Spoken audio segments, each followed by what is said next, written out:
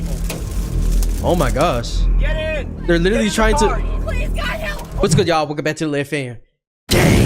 Now today we're gonna be watching I Rescued a Family from This Tornado by Freddie McKinney. Now this is a video you guys told me to react to a little while ago, and I'm just getting into it now. I've been wanting to react to it for the longest time, but yeah, this looks insane. I'm hoping this title isn't clickbait. I don't think it is, bro. It's got 11 million views in 6 months, so I'm pretty sure this is real. But yeah, chat, have you guys ever been in a tornado? Comment down below in the comments if you've ever been a part of a tornado and like the biggest storm that you've ever been a part of that scared you to death, man. So without further ado, make sure to grab your popcorn and let's see. Absolute violent tornado. Just violent. Oh my gosh. Back up.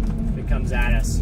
Dude, this literally looks like CGI, bro. Like, that's how crazy this tornado is. Tornado. Holy. Violent. Just look at like the top of it. Not even just the ground part. Like, look, the whirlwind. That's the scariest part. It comes at us. Holy. Please tell me they're not just in a house here. Gosh. Oh my god. Gosh. Oh my gosh. Yeah, if you live like anywhere near here, bro, you're screwed. Where is this even at? There's people.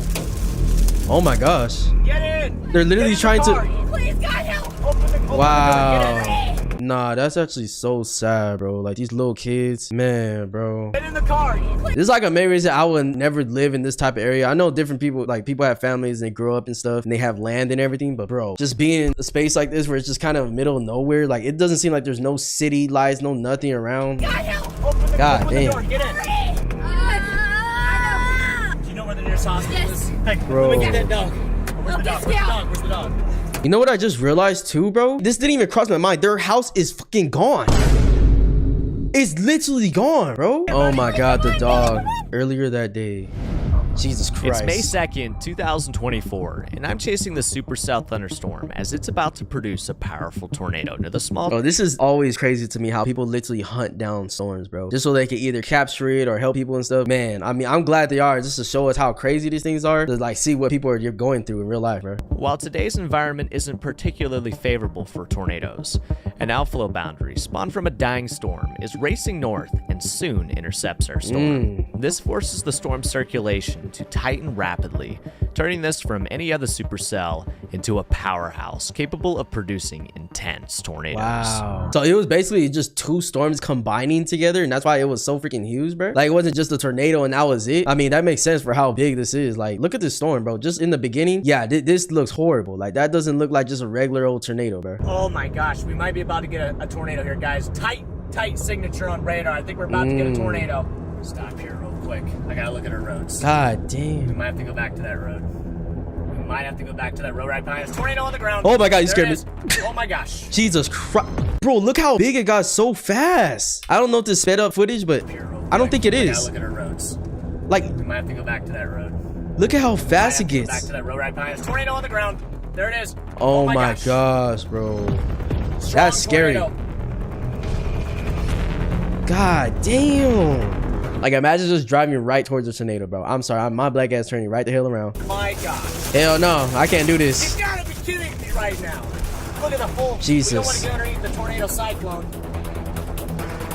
Bro, look how huge the width of it is, bro. Holy crap. It's right here. Oh my god. Yo. I would be screaming right now, bro. Look at this. It is right here. Holy shit. Bro, I can't believe I'm... how are you not shitting your pants right now? I'm shitting my pants. I'm not even there. Yeah, this right now. Sorry, pants. Sorry, pants. Guys, if that doesn't deserve a like, I don't know what does. Oh my god, look at it. It's like deforming. Like, what's going on right here? Dude, just look at the sky, bro. Like, this is the scariest thing, but also like beautiful in how our nature works. You guys get what I'm trying to say? The way everything just works is crazy. Rope out. We're sitting underneath it. Like, the crazy thing about tornadoes too is that they look like as if they're slow and you can run away and shit, but bro, those things can move fast as hell, bro. Like, before you know it, it's right on you. There's no way. Oh my god. And it's about to disappear. Okay, so that tornado's gone. This tornado was not a quitter. Wow. Thing is still trying to go, bro. Look at it, like connected to another cloud with it. After this incredible tornado lifts, the storm begins to cycle as it sheds its old circulation and makes way for a new and even stronger one just to my southeast. Jesus Christ. We got a road up here. I got a rainbow. Take it south, because this thing could do it again. Bro, rainbows are so beautiful, bro. Just look at this. Like, it makes way for a new and even stronger one just to my southeast. All right, we got a road up here. Like, look at this, bro. You can't tell me this is not beautiful. I gotta take it south. Nature is so beautiful, could do bro. it again. Unfortunately for me, softball-sized hail is currently falling on the road I was going to take to get me back into position. I don't know if we want to go east here, though, because we got, like, this monster hail core. If we go east here, we might just get... Jesus, bro, he is literally all alone, dude. Is there anybody else in the car? I don't think there is. I think it's just him. With that realization, I find an alternate route that takes me further south on a rural gravel road. Jesus Hopefully Christ. This is an okay road here. This frustrating decision proves to be very consequential. What the hell is that? Soon find out. At 7:06 p.m., I spot a new tornado developing just a couple miles to my east. Yeah, big tornado coming down, huge. This one can be violent, honestly. Just looking at radar, I mean, just how much cape we have. This might be a very powerful tornado. Yep, there it is on the ground, guys. On the ground. Oh, it's violent. Yep, we already got violent vortices. God damn, look at this. This is the beginning of the Holly, Texas EF3. Bro, it literally looked like you could see the outline of it from like here to here, and it's just gonna turn into a big ass. Holy shit. Road's going to mud here. Oh, nah. We got a road right here. What does she look like? We're just gonna take her anyway. So who cares? Jesus, look at these people just trying to get away, bro. Holy fuck. Holy Oh my, smokes. yo, holy, dude, this is like one of the scariest things ever, bro. Tornadoes are so scary. This is gonna be one for the books, guys. Jesus Christ. Just riding right towards it. Hell no. This is an incredible tornado. It is. It's incredible for sure, but That's strong. That's very strong. wow.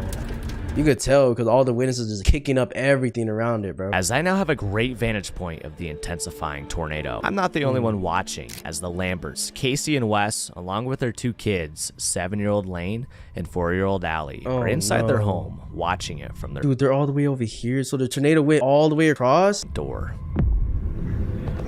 Oh, no. Oh, they recorded it too? Bro, little did they know it was about to get their house. Is this the family he's talking about, right? The one at the end? Or am I tripping? Jesus Christ. You come on. Even though the tornado appears to be moving away, the Lamberts still decide to take cover and grab their two dogs, Millie and Scout. I'm sorry. If I see a tornado that big in my vision at all, we are leaving, bro. We are leaving. We are going somewhere. I don't care if it's like overreacting or nothing, bro. We're heading for their closet located in the center Because these things can move of fast. their home. Meanwhile, just to their west, I'm closing in on the tornado as I move in for a close range intercept. Jesus Christ. You got balls. Hold on, You got side balls. window, please. You got big balls. If we go a little bit here, I think we can get out of the trees. Let's just try it. We can run away if we have to. So I don't know. Shot. Oh my gosh, it's right there. All right, let point it Jesus. here. Holy shit. It looks even more scary now. Yep. Oh, it's coming at us. Oh my gosh, bro. That thing's gotta get ready to humongous. run. Like, it looks like it's not moving fast, Chapel, bro. We gotta get ready. It's to moving freaking fast. run. If you It's know, you coming know. at us. Oh my gosh, bro. Time to run. Time to run. It's coming right at us. So he passed their house? What I'm witnessing right now. Yeah, and I can't believe that it's coming right at me. So we gotta go. Instead of continuing southeast, the tornado suddenly makes a hard right turn and is now heading south-southwest, putting me in a dangerous spot, so I decided to retreat back west. Meanwhile, back at the Fuck, that's going right at their house. Lambert's home, Oh my Wes gosh. stepped back outside to keep an eye on the tornado. He also notices the tornado's change in direction, and it's now headed straight for them. That's why I said, bro, like, if I see a tornado, we are leaving or evacuating because, dude, you can't predict where it's gonna go. Like, it's literally a whole bunch of wind going wherever it just wants to go, I guess. But, like, it could turn at any moment like this. It's not gonna just go in a straight line. Let's get out of the way here real quick to make sure we're out of the path of this thing. This is insane, bro. I'm, like, scared I'm not even there. Violent tornado. Uh-oh. It just hit a house, I think. Oh my gosh, there's debris everywhere.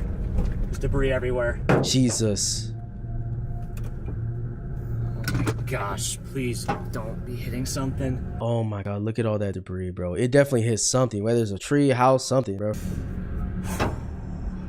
God damn. Holy. Bro, just look at that. Just look like the top of it, bro. It looks like a big ass funnel. As the tornado slowly passes to my east, it crosses County Road 458 Oh and my begins to enter the gosh. Lamberts field, just a couple hundred yards away from their home. Bro, did they... All right, we might be able to get a little closer now. This is a scary tornado to chase because it's moving so slow. It can be very erratic. I just want to exercise caution. Yeah, you should, bro, because I'm scared for you. Is that somebody that's with him? Go.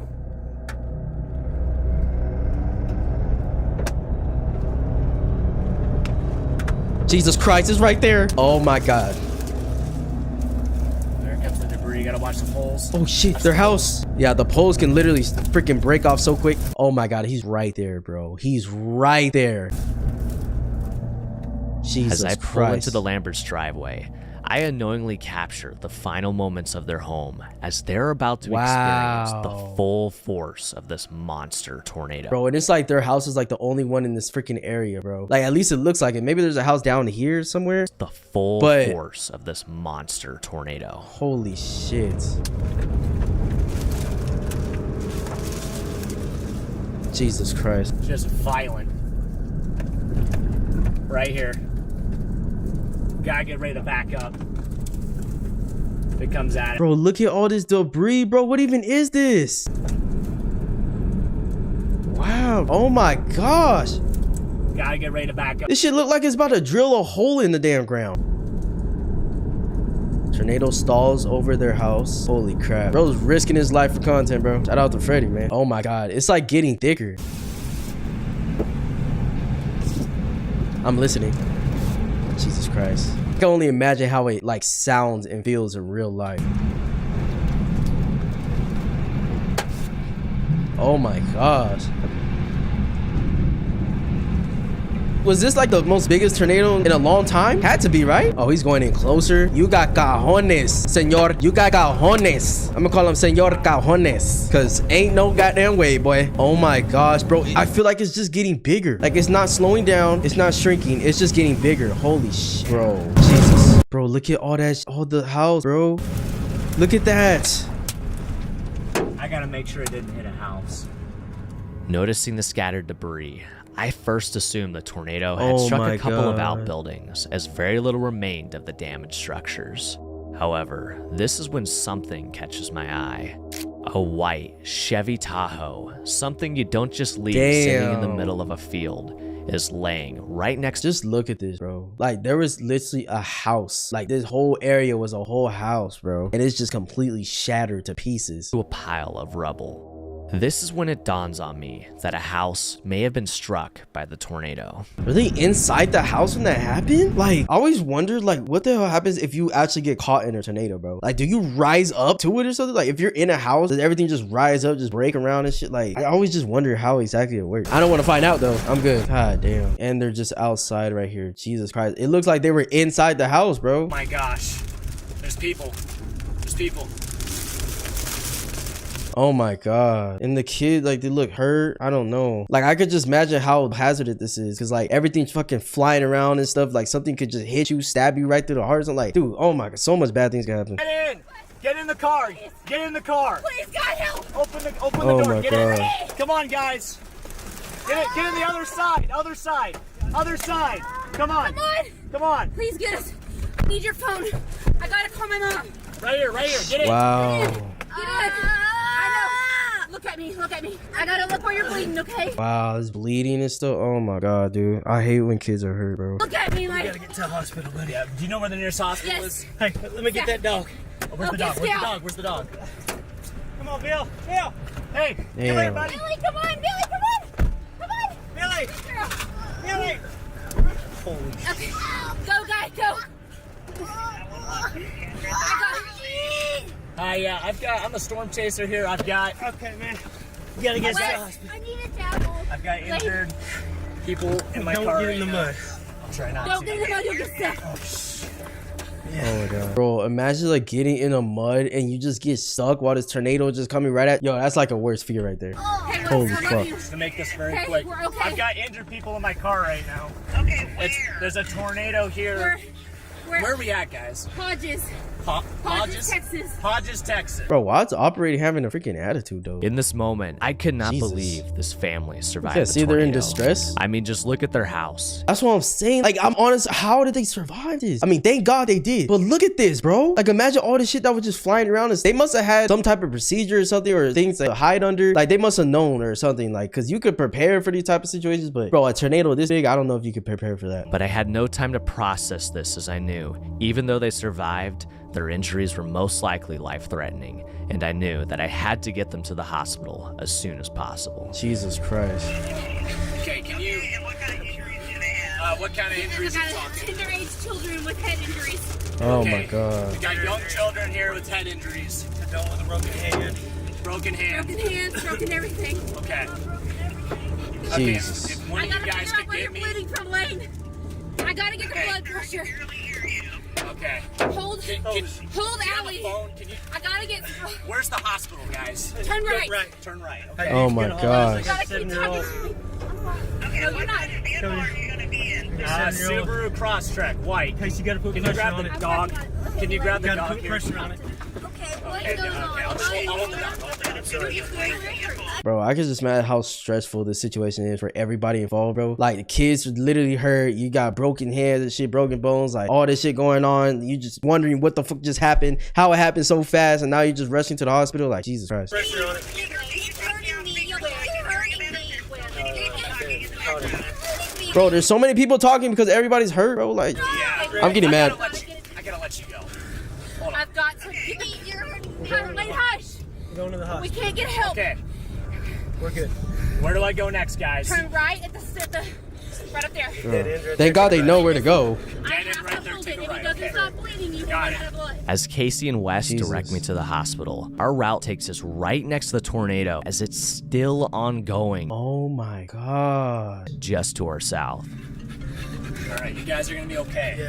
I'm so sorry. I'm spitting in your car. There's Sir, no. I don't know your Sure. name. My name's Freddie. What's your name? Freddie, this is Lane Wayne. and Allie. Jesus, look at her hair, bro. Like, everybody's just bleeding, messed up and shit. Oh my God. I don't feel so good. Okay, Lane, I need you to breathe. Okay. What's the next? Poor kids, man. Tornado's out, you gotta go left. Okay, gotcha. Hopefully the tornado's not coming Give this me- way. Okay, turn left here, correct? Yes, correct. Okay. Got about a 2-mile highway stretch, then you run into Turn the right. city. Oh my God. Answer your phone. You got 10 Please minutes. answer your phone. Like, bro, what would have happened if Freddie didn't come over here, bro? Cause like, I didn't see no other car, no other nothing. They didn't have phones and shit. Like, bro, just imagine. Minutes. Are you okay? Gotta answer your phone. Freddie, do you have a copy? People are saying you got injured. People, where are you? Sorry that you're not able to go See back. that car that just went north or southbound? Allie?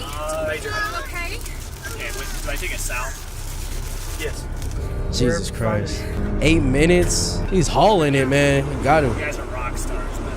You guys Nah, they really are. Putting it to the phone. are. It's okay. I lost Scout. Wes. She's gone. It's gonna be okay. Oh my God. Allie, are you okay? That's why I'm wondering, like, did they have family that lived, you know, in the same area and shit, bro? Hang in there, buddy. Come on, dude. You're doing a great job. I know, son.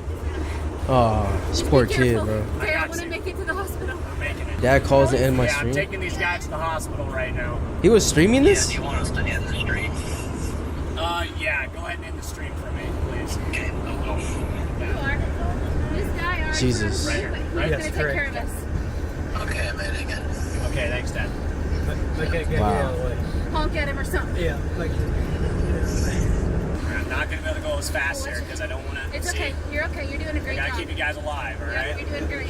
Oh my gosh. Yeah, it's like the balance of just getting somewhere fast, but at the same time getting there safe, bro. Because if you don't get there, you ain't gonna get there in the first place. But I still want to go fast You're doing good. enough. They're tough, man. But they're Tough the toughest kids. kids ever. Oh yeah, they got tough kids, man. For them to go through a whole fucking tornado that broke their house down, and they still, you know, being strong and stuff. Like, these are good kids, bro. You guys are the toughest people I've ever Great met. kids. What was that, like an EF? What? Probably an EF4. He's very strong. How traumatized they be after this, bro? there's a police officer right there. No, No, he's no, fine. He baby, can I'm I know. I'm okay. You're not good, not good, not good, not good. Be sure to get their contact information so we can support. Go, you good? Oh, they're following him, bro. Yeah, okay. So see that H to the right? Damn. To the right. Yeah, keep going. Yep. He's literally getting cops following him. He doesn't care just so he can get them there, bro. That's dedication. I'll deal with the officer. No, No, he's good. He's good. this gentleman will handle I it. know he's trying to pull me over, but No, It's yeah, okay. you're, yeah, there you Oh, that's right. They're right there, bro. Come on. Leave the dog in the car. They're gonna just have to understand, bro. Jesus. Okay, baby. These doctors are gonna help y'all, okay? Don't be scared. They're gonna help you guys. Okay? Help us out, please. Bro, thank God they made it, bro. We just got hit by a tornado. Get the kids. Help us out. Get a gurney. Get them in there. Get us some gurneys. Get the kids. Oh my gosh. Thank God they made it in time. A couple minutes later. I'm not hurt. I'm fine. Hey, it's okay, buddy. It's okay. It's okay. I'm just gonna park right here. I just got this dog now, so. Oh, honey, what a day. Bro, Yeah, this that is was crazy. crazy. Like, Freddie literally probably saved the kid's life, bro. Holy fuck. Like, can we get a W Freddie in the chat, bro? W family, W kids. Jesus. This was intense. Pretty crazy. This is literally like a movie, bro.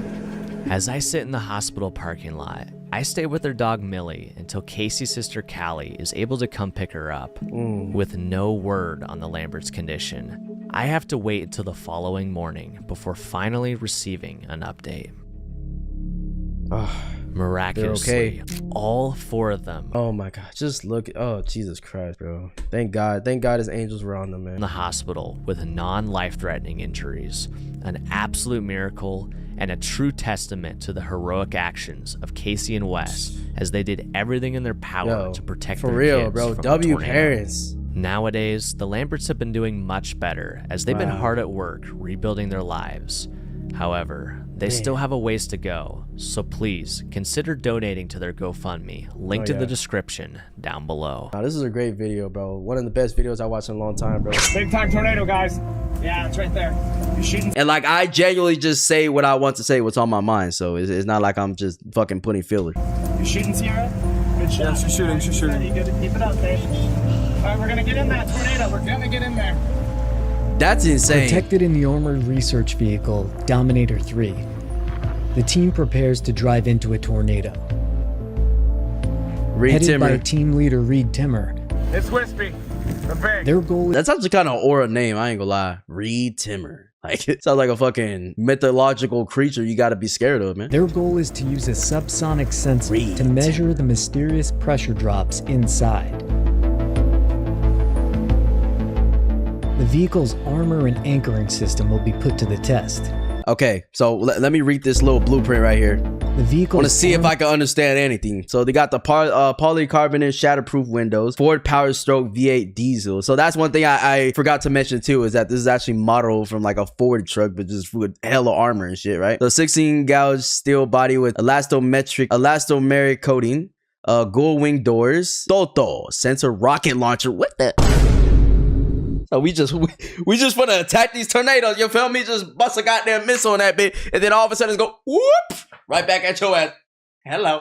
Oh hell no. Ruby sensor rocket tracker. So obviously this is gonna be. Actually, I don't know what this is for because they're just driving the car in. I guess this could. It has the potential to like launch drones or something. I don't know. Batten hatch system, shell lowering suspension, suction skirt, and hydraulic anchor spikes. armor and anchoring system Definitely need will be all put that. to the test, as will the drone piloting of Jordan Hall. You got a drone that's going in, right? Yes. Okay. But they need to time everything perfectly. I'm gonna have to move up a little bit. Hold on. Oh my gosh. Is this tornado not huge as fuck? Now come at me. Is it not huge? For Reed, it's a rare opportunity, over 20 years in the making. How far is it to the north-south? 1 mile. 1 mile? 1 mile. Okay. And now, it's time to move. Okay, let's go. God Get it. damn. Get it perfectly here. Drone in the air. Bird in the air. Oh, that's insane shot. So that's what it's for. You know what I'm saying? To launch a drone, like I said. You know what I'm saying? Which, oh my gosh, that's going to capture some crazy footage. We're gonna when you see this shot. The storm is part of a larger system that looks like a hurricane. And this particular storm is highly unusual, moving east to west and gaining strength. Big time wedge. Wedge tornado on the ground. Oh my gosh. Oh, I hit something. The debris raining down is a reminder of the power of the tornado, and will be important later. I'm sure, dude.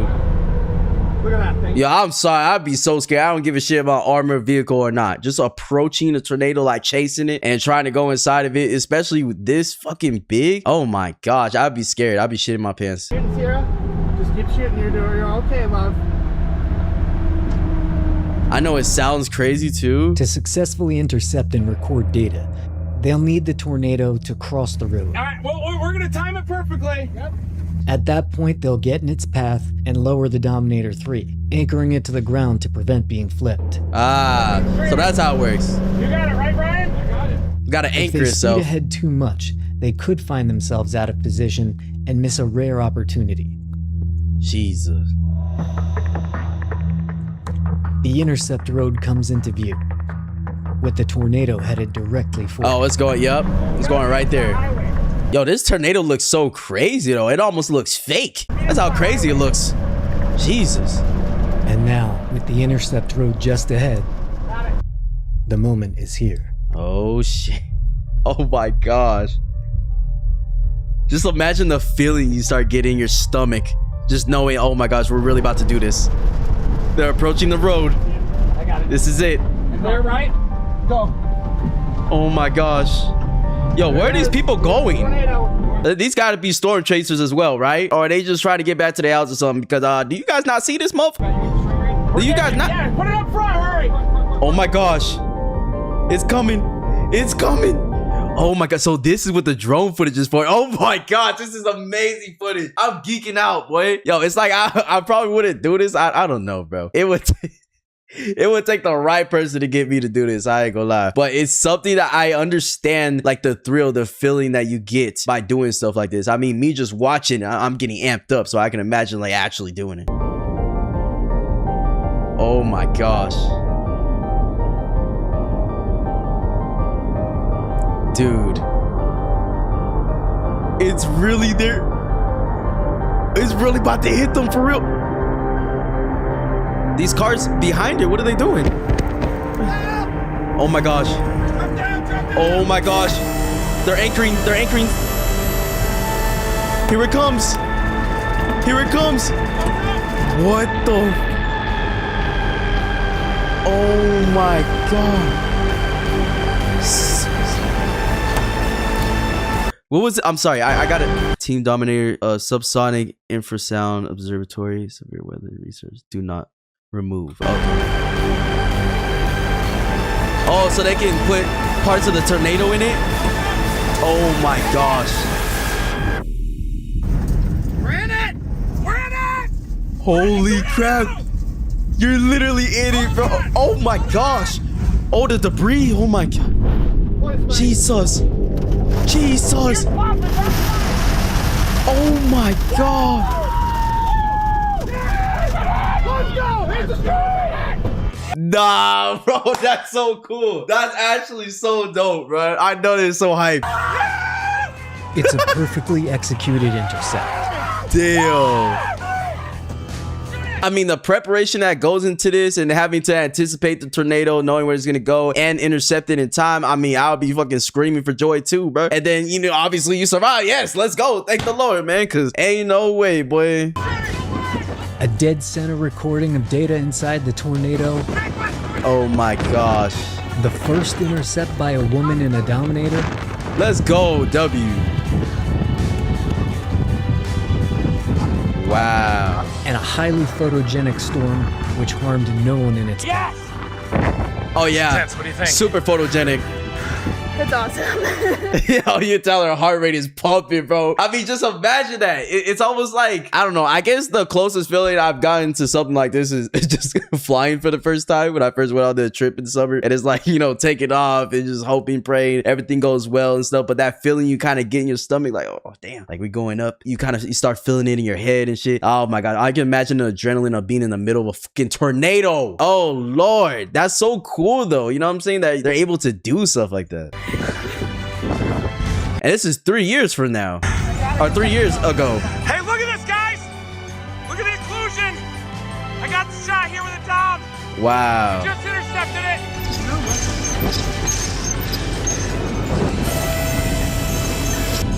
That's amazing, bro. Breathe, that was probably the best deployment of your life.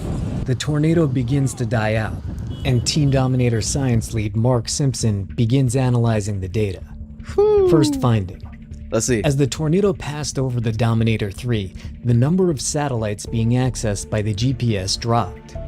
The GPS signal is killed by a few centimeters of water. However, water in the atmosphere is pretty sparse. Therefore, it's highly likely that this was debris in the vortex obstructing the signal. Okay, that makes sense. Next, the subsonic sensor recorded a gradual, then massive pressure drop with a quick recovery over 3/4 of a second. Oh my meaning gosh. there are massive forces at play. Pressure differences in tornadoes can affect sinuses, ears, and possibly even the brain. Yeah, exactly, bro. That makes sense. I mean, it's just like, you know, the deeper you go in water and stuff and how the pressure changes. I mean, you're just thinking about all those vortices, all that shit going on with that tornado, especially with how big it is. Dude, just imagine the pressure you would feel. Like if they weren't in the interceptor, I'm sure the interceptor has, you know, the type of things that can counteract that. But still, even in the interceptor, I wonder if they still feel things inside of it. You know what I'm saying? Like they still feel a little pressure change. You know, they get that dizziness, that feeling in their stomach, their head or something. Like that's one thing I want to know. But yeah, the fact that the pressure changed this crazy, like look at this, it dropped this low, bro. Holy crap. 23 MB change over 3/4 a second. Oh my god, 3/4 of a second, meaning there are massive forces at play. That's pressure insane. Differences in tornadoes can affect sinuses, ears, and possibly even the brain. Man, I would imagine that shit would just pop your goddamn brain. And Team Dominator quickly published the data to foster collaboration and research to accelerate learning for the greater good. As tens of thousands watched the intercept on the channel's live stream, the community quickly jumped in.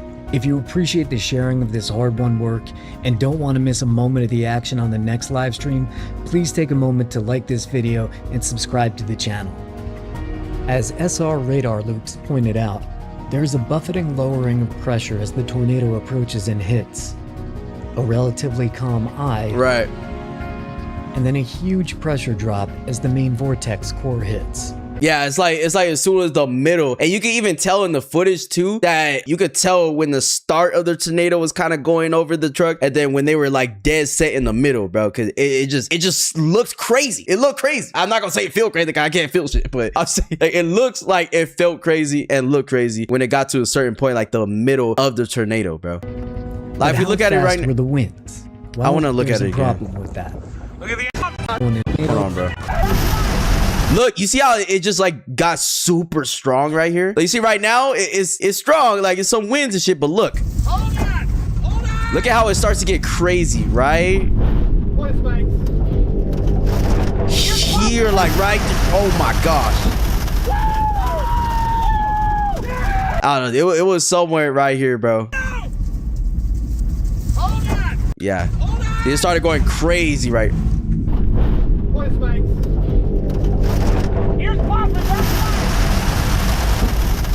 I can't believe this footage. This is fucking amazing footage. It's so beautiful. Wow. Well, there's a problem with that.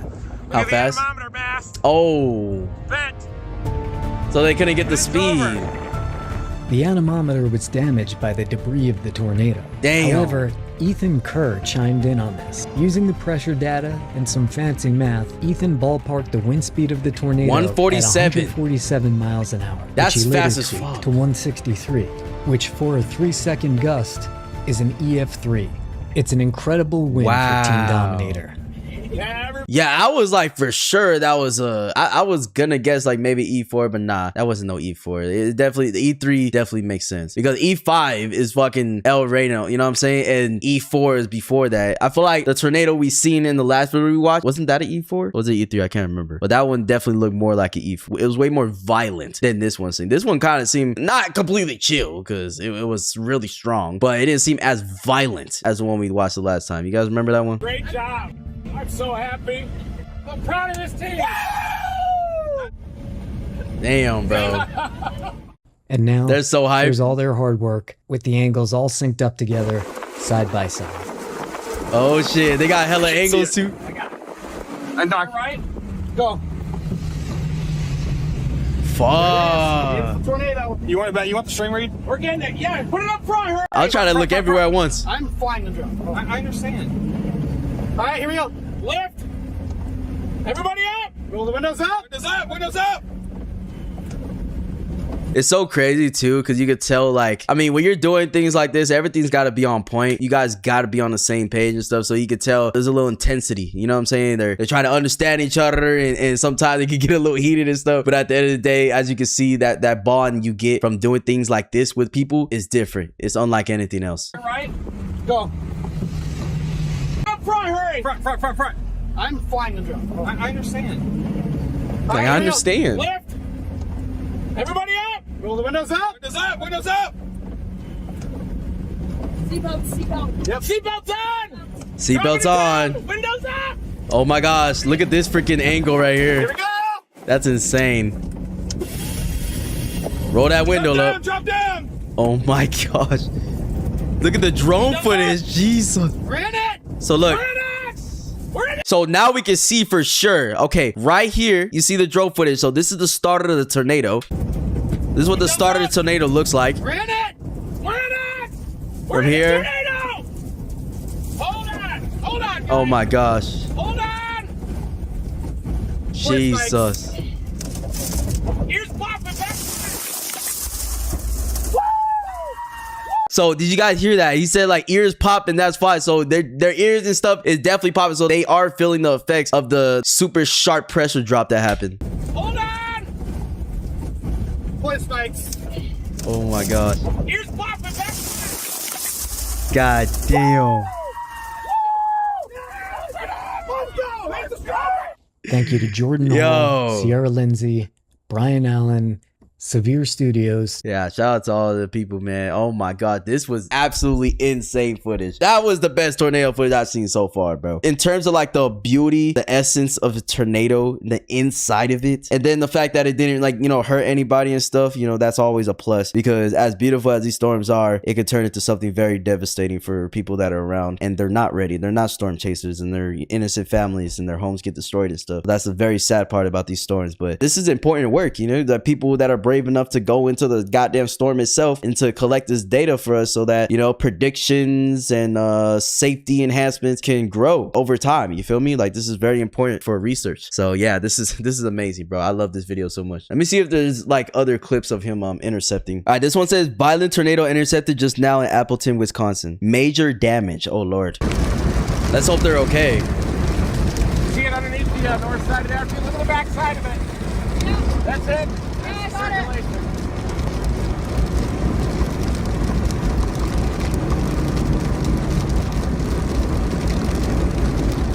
Bro, the way the clouds form when there's about to be a tornado and when there is a tornado is so fucking crazy to me. It's insane.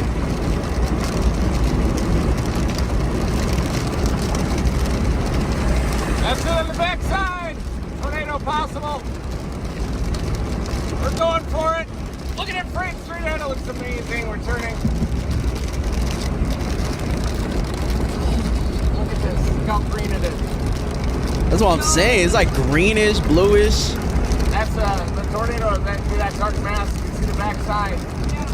Fuck. I think it is the tornado.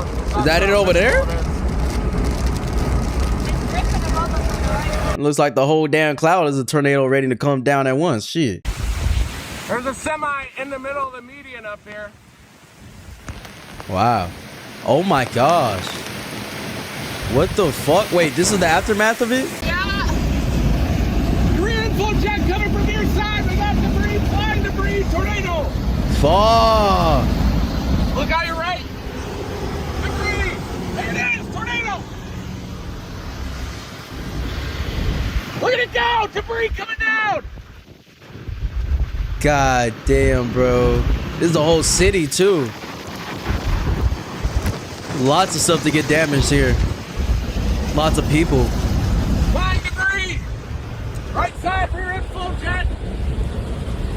Tornado. Look at the debris back there. Huge debris. Left side, get in the back.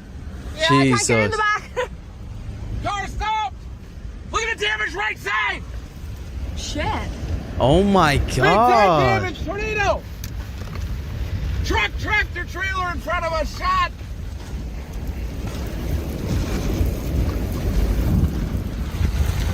This tornado is not letting up. Tornado! Right side, rear inflow jet. Tornado! Look at the debris back there. Oh. Back side, get the back. Yeah, I can't get into that. Car stop. This is just the same footage right here. That damage. Jesus.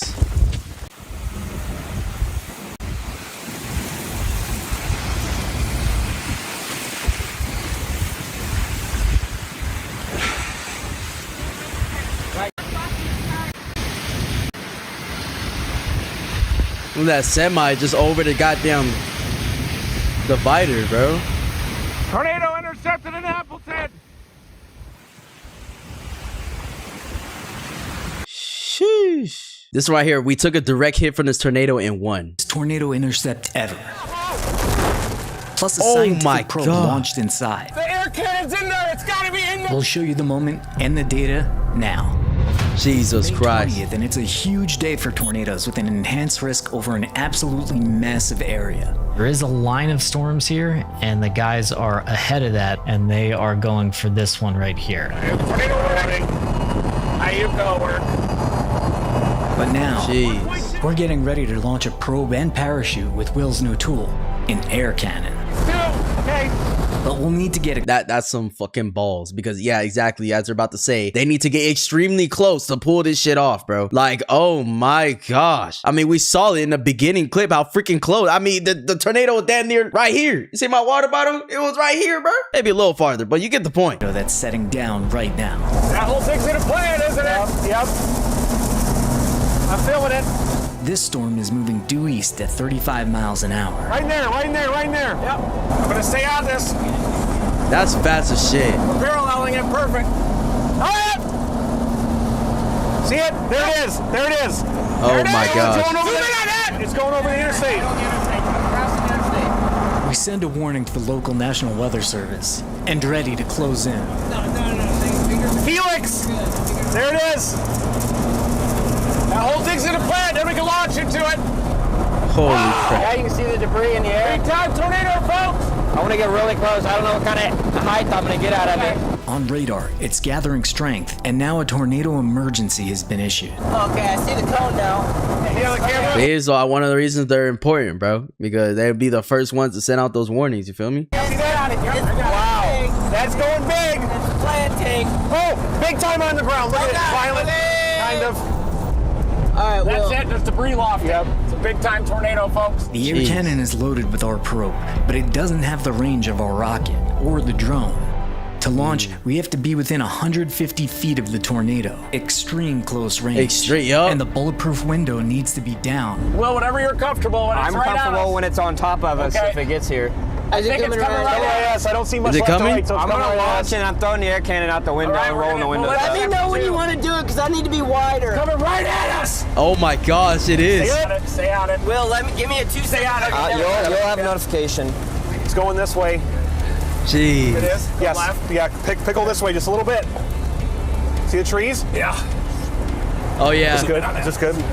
The trees, like how they react to stuff, go down. Through the trees. Yep. There it is. You can tell the direction it's going. All vertical motion, guys. Yep. We gotta go this way a little bit. I will. Oh my We're gonna like gosh. this thing. We're getting into this. So I might drop it down if we get close. There it is. Yep. Am I on the screen still? Listen to that. You like a little closer. Will, can you look at? Look, it's really. I just love how passionate, how excited they all are, bro. Like they're just going for this shit. Going right there. No fear whatsoever. We're probably gonna get at this intersection. Yeah. Oh yeah, we're on it. We're gonna bang this thing. This was live too? Big power. Oh my Get gosh. past these power lines. All right, we live, right? Yeah, we're live. Right into it. Oh my gosh. Straight ahead. How's going? How's going? Stay on it. All right, I'm launching. Shoot it. Shoot. Shit, it's right there. Oh my god. Oh. Oh yeah, it's up. Oh shit. Oh. Oh my god. Oh shit. Holy crap. Yeah, that's what we're Holy cow. Yo, that's gotta feel better than doing crack, bro. That's gotta feel better. You're in danger. Holy crap. Jeez. We spun around. We got it. The whole thing spun? East of us! Get the window down! There! I was like, yep, there it is. Jesus Christ. We're good. We got spun around. Oh, we did.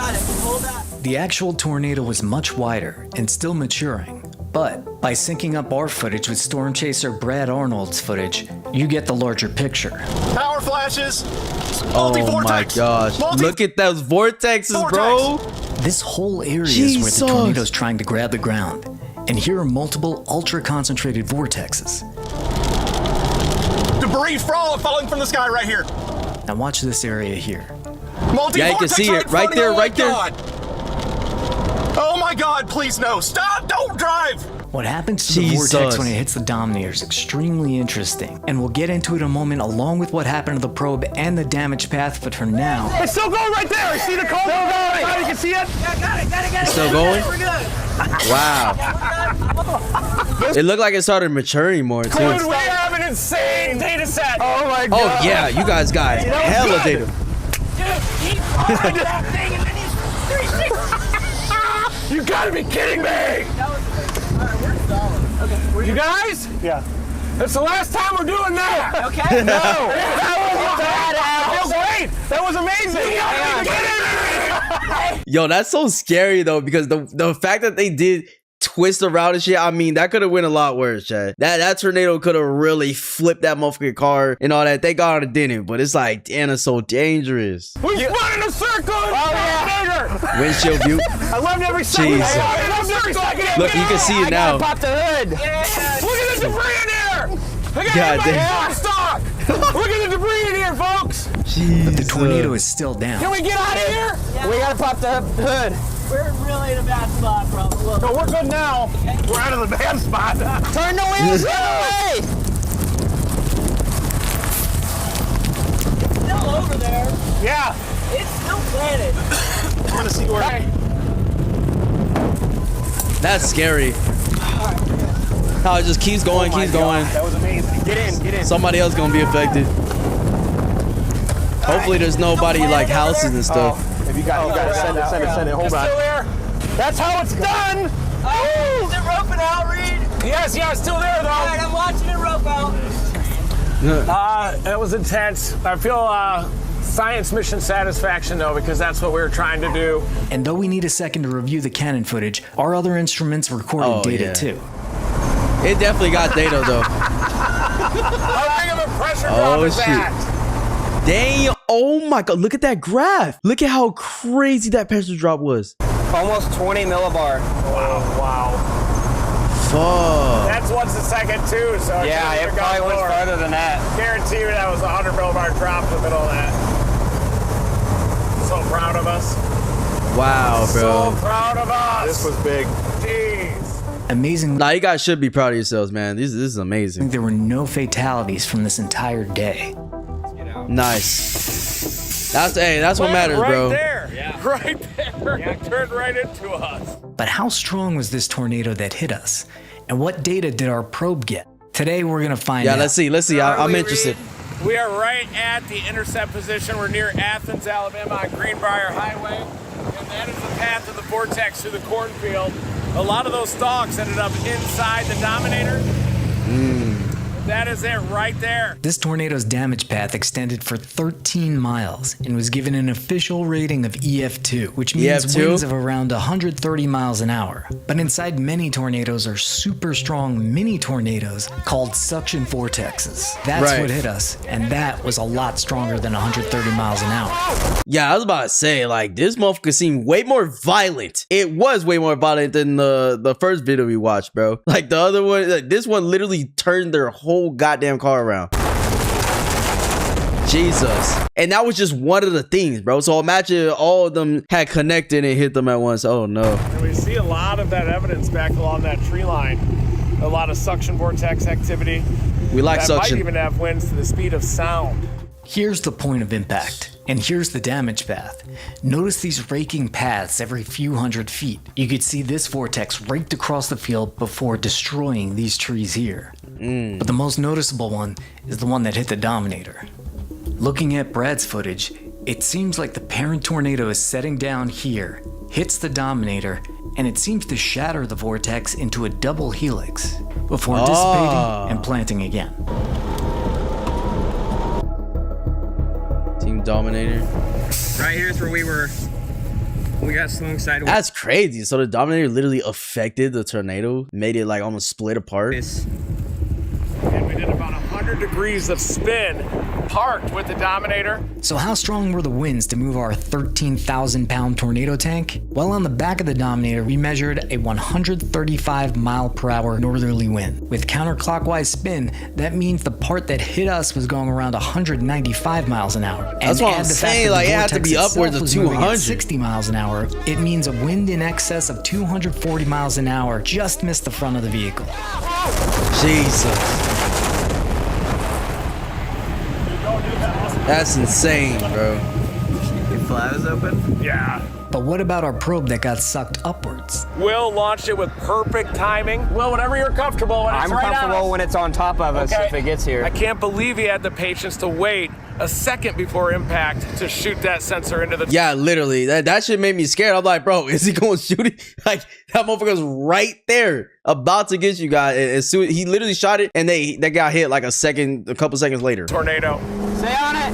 All right, I'm looking at our high-res video, you can see more. Right Here's there. The parachute Oh my opening, god. Here's the probe underneath, and there it goes straight up into the larger storm straight above. up. In less than a frame, you saw the parachute probe rocket upward, and then in less than a second, bang, we had impact. Here's the raw data from the probe. Millibars of pressure are here, and this is the timeline. Each vertical line is 1 second, so let's sync it up. Here the tornado's approaching, and as it gets closer, the pressure is falling. Pressure's falling Here all is the way. launch. And this is where the parachute opens.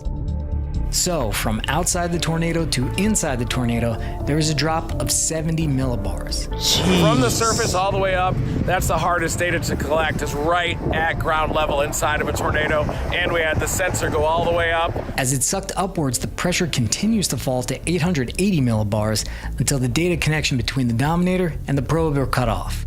But there is more. What are we doing, Reed? We are looking for the sensor right now. Looking the for parachute probe. We're going right along the tornado path, just on the north side of it.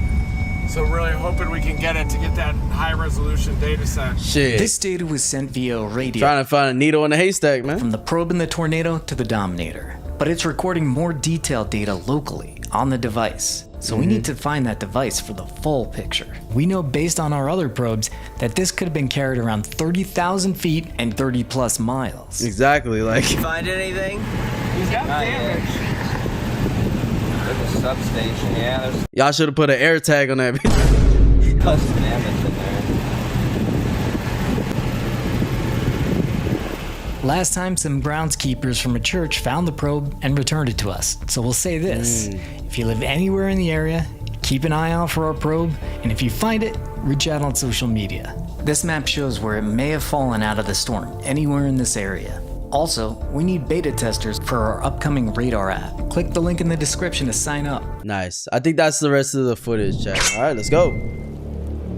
This is the largest tornado in recorded history, heading straight for storm chasers, desperately Holy trying to crap. escape. In just a couple of minutes, this monster would become one of the strongest, most infamous tornadoes in modern history.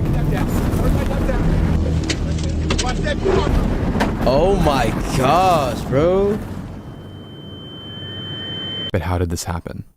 An EF5 tornado. One thing I want to say though, chat, you know, I feel like the most dangerous tornadoes, these ones that kind of look really fat, you know what I'm saying? Like they don't look that threatening because it just looks like a big gust of air, whereas like you see those skinny tornadoes and stuff, and I feel like those are not as dangerous as this, bro, because of like the size of it, and then obviously the wind speeds are gonna be more, and it kind of like sneaks up on you, whereas like those skinny tornadoes, you know, you could clearly see them, they're moving. It's what you would imagine a tornado looks like if you just imagine in your head, right? But these ones right here, I feel like they sneak up on you. Strongest, I don't know. Infamous tornado. Maybe I'm tripping. I'm fortunate to live in the area where I've never seen a tornado in my life and stuff. So, but like I know some people live in areas that have lots of tornadoes and storms and shit and stuff like that. I'm sure a lot of you guys have lived there. Let me know you guys' experiences in the chat if you guys have been in a tornado, big earthquakes or anything like that. But how did this happen? How did it? An EF5 tornado just went through Moore, Oklahoma, leveling multiple neighborhoods. Oklahoma, the large Oklahoma City metro is left in shock at the devastation. May is an active time for tornadoes in Oklahoma, but nothing like this could have been predicted. Chat, is that still true? Anybody in Oklahoma? Is May like a tornado time? You see more tornadoes in May? You hear about it more still now? Is an active time for tornadoes in Oklahoma, but nothing like this could have been predicted. One thing about the weather, though, is that it stops for no one. As the weather system responsible for the EF5 tornado fades to the east, a new system follows from behind. Forecasters notice a strong trough on weather models and note it will intensify over central Oklahoma as winds push from a region of high pressure to low pressure. A band of robust winds foster the wind shear needed for storms to form. The summer heat and strong moisture from the Gulf blend in these areas as well, giving the atmosphere every ingredient it would need for supercell thunderstorms. But still, that's another reason why certain areas, you know, have more tornadoes or more storms and stuff than others, and because the heat and moisture is a lot more concentrated in these areas compared to, like, you know, California and stuff like that. You know what I'm saying? Because it's more humid and stuff, and you know, where Oklahoma is and shit like that. Every ingredient it would need for supercell thunderstorms. And that's what tornadoes need. They need heat and moisture. Still, not every supercell is a disaster. It feels like South Florida. I gotta tell you, I mean, my hands have been sticky all day. There's just a ton of moisture in the atmosphere right now, and a couple of storms that have already begun to fire here. Gonna show them to you. Off to our north here, this is one that's gonna head toward, we believe, Cashin. You can see a well-delineated base to this. So we're gonna have to position ourselves in a way that lets those storms slide by us, where we can kind of avoid the larger hail cores, because they've already put down some big hail. Hundreds, possibly. Bro, that's gonna be so scary. Just being one of the people that have to report on these storms and be in the action. You know what I'm saying? Like, cause you really don't know what's gonna happen. But like you said earlier on in the video, weather ain't gonna stop for nobody, bro. And you could literally just be wrong place, wrong time. The storm could catch up to you quicker than you anticipate. You know, quicker than the professionals try to predict and stuff. Like, you just never know, bro. Probably thousands of chasers have chosen today to chase storms. I mean, it was perfect. Right in the middle of Tornado Alley, summer had just rolled around, and a huge tornado had just occurred in the exact same area, enticing chasers with the prospect of another potentially historic event. With the risk directly situated on central Oklahoma, storm chasers needed a good place to sit and wait while still avoiding traffic from the huge Oklahoma City. To the west of the Oklahoma City metro, the town of El Reno presented itself as the perfect target for chasers, with the El Reno area packed with chasers. Is that why they called it El Reno? A blip on radar appears, and then a couple more. With the extreme instability present, or available energy in the atmosphere, these blips are quickly going to turn into monster supercells. Renowned storm chaser Tim Samaras tweets about the dangerous potential ahead. Storms now initiating south of Watonga along the triple point. Dangerous stay ahead for Oklahoma. Stay weather savvy. Tim is chasing with this group. That's so crazy, because imagine, you know what I'm saying, the people in Oklahoma, they just see this and it's probably like a normal thing for them. Oh, it's around the May time, you know, storms and tornadoes happen around here all the time, and little do they know they're about to witness the most probably tragic freaking tornado they ever seen. Tim is chasing with this group Twistex. His son, Paul Samaras, and a close colleague of his named Carl Young accompany him as part of the team. Their goal? Get life-saving data of tornadoes using instruments like pressure probes. In fact, back in 2003, Tim had set the world record for the lowest pressure drop ever recorded in a tornado, and he was out there to do it again, risking his life for the safety of those around him. By 5 p.m., so they put those things down to record the pressure, like when the tornado comes this way and it like makes contact with that thing and it calculates the pressure and stuff, I'm assuming. And he was out there to do it again, risking his life for the safety of those around him. By 5 p.m., many of the cells are spinning and producing massive hail. This would be the start of the storm's dangerous behavior. It's not long until they begin to merge into one giant complex, with the southernmost storm becoming dominant. This dominance allows it to tap into atmospheric ingredients more efficiently and spin tighter than the others. Rapid rotation encompasses the base of the storm, and a large wall cloud forms. This wall cloud highlights the mesocyclone of the storm, essentially the portion capable of producing a tornado. Okay. Right here, we're I like how he's breaking it down. It's pretty simple. About 2 miles, maybe a mile west of El Reno. This is Jesus. storm right here. Yeah, if I see, oh my God, if I see anything like this, bro, ain't no way I'm staying anywhere near this motherfucker. I don't care, storm chaser or not, this motherfucker look like a monster in the sky coming down to earth, bro. At 6:01 p.m., the first report of a tornado appears. When exactly this tornado actually touched down, however, is a little murky, as the actual base of the storm is enormous. Instead of a thin funnel emerging from the spinning clouds, exactly. It's dust just like began to swirl randomly underneath the entire storm. While currently weak, it's obvious that something big is about to happen. Yo, you see, like, oh my gosh, you just know something crazy is about to happen. Because like you said, it doesn't look like a regular tornado. You know what I'm saying? Where it just comes out the sky and big swirly thing that you see in cartoons and all that shit. Nah, this motherfucker look like a big ass ball, bro, in the sky. And it's just like, it's just waiting to touch down. It's weird. It's almost an eerie feeling, like you just know something's about to come, bro. Weak. It's obvious that something big is about to happen. Look at the way it's like spinning slowly. A matter of when. At 6:03, oh my a small God, funnel stretches to the ground before lifting back in the air. Oh, I see that right there. It's down right behind the trees. On the ground. Fuck. On the ground. Dude, the wind noises. We got multiple vortexes. Multi-vortexes. It's moving away from us. We're good. We are in a perfect spot. One coming down right here. This is our first look at what is called a sub-vortex. You see, tornadoes are not exactly one single spiral into the air, but rather multiple strong vortices of wind spinning around a common center. Typically, these vortices are so close and similar in strength that it looks like it's one. But in this storm, the area of rotation is so large and has so much energy.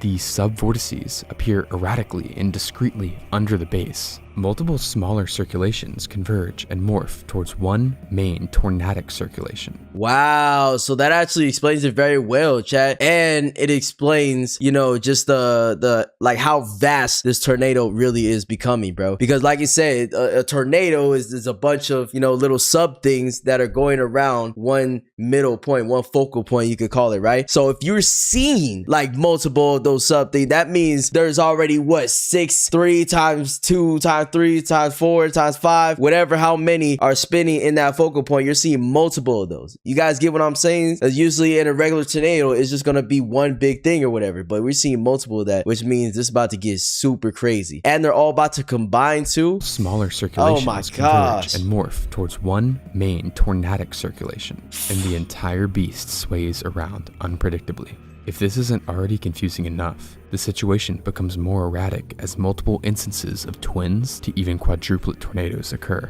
The storm is currently moving at a moderate 20 miles per hour to the southeast. Remember this number for later. To the southeast of the storm, a tornado touring group called Tempest Tours, with multiple visitors, are watching the tornado. Mesmerized by it, freaking tornado, they got tornado tourist groups. Like, I get the high of wanting to watch tornadoes, bro, because at the end of the day, it is like a really cool thing to watch. I mean, you can see it in the freaking views when it comes to watching tornadoes or just storms in general and stuff, but it's like, fuck, bro, you just never know. And then being a part of something huge like this, yeah, I mean, it's got to be some type of anticipation. You got to know some way with how the clouds have been forming and stuff, and especially if you see those tornadoes forming, like how it's so many just happening here, there, and it's combining into one big one. I'm like, oh, no. This is not a good day to sightsee right now. Like, we need to get the fuck out of there. This is not like a regular tornado is gonna come through and just go back or something, but at the same time, you just don't know. So I get why people want to do it, but it's like, yeah, I'm too glad for this shit. With multiple visitors are watching the tornado. Mesmerized by it, the group's leaders are unaware of how close the actual tornado is, as the small subvortices dance around in random directions. In fact, the edge of the circulation is less than 3 minutes from them. The tour leader is watching the increasingly erratic vortices carefully. He expects to see the tornado moving from left to right, which would indicate the tornado is moving from west to east, the expected direction of motion. Instead, they see no motion. That's when they realize something terrifying. The tornado is moving directly towards the tour group. My gosh. The tour leader immediately honks his horn to get the group back in the van. At this moment, they have less than 60 seconds to get out of the tornado. Fucking shit. Oh no, just imagine that feeling, bro. Just seeing this fucking massive beast just going directly towards you. That's why I said these tornadoes are so freaking scary, because it doesn't seem like it's moving fast until it's right up on you, boy. You know what I'm saying? Until it was those couple meters away, I would say. Not meters, like probably even like miles and shit. You can still see it, right? Like how far do you guys think it is from them right now? You know what I'm saying? But anyways, the point is that these motherfuckers, they go fast, bro. And you don't realize it till it's right there in your face. And that's what could be the scary part, because, you know, it could just be too late by the time you realize. This path. Yeah, we gotta move.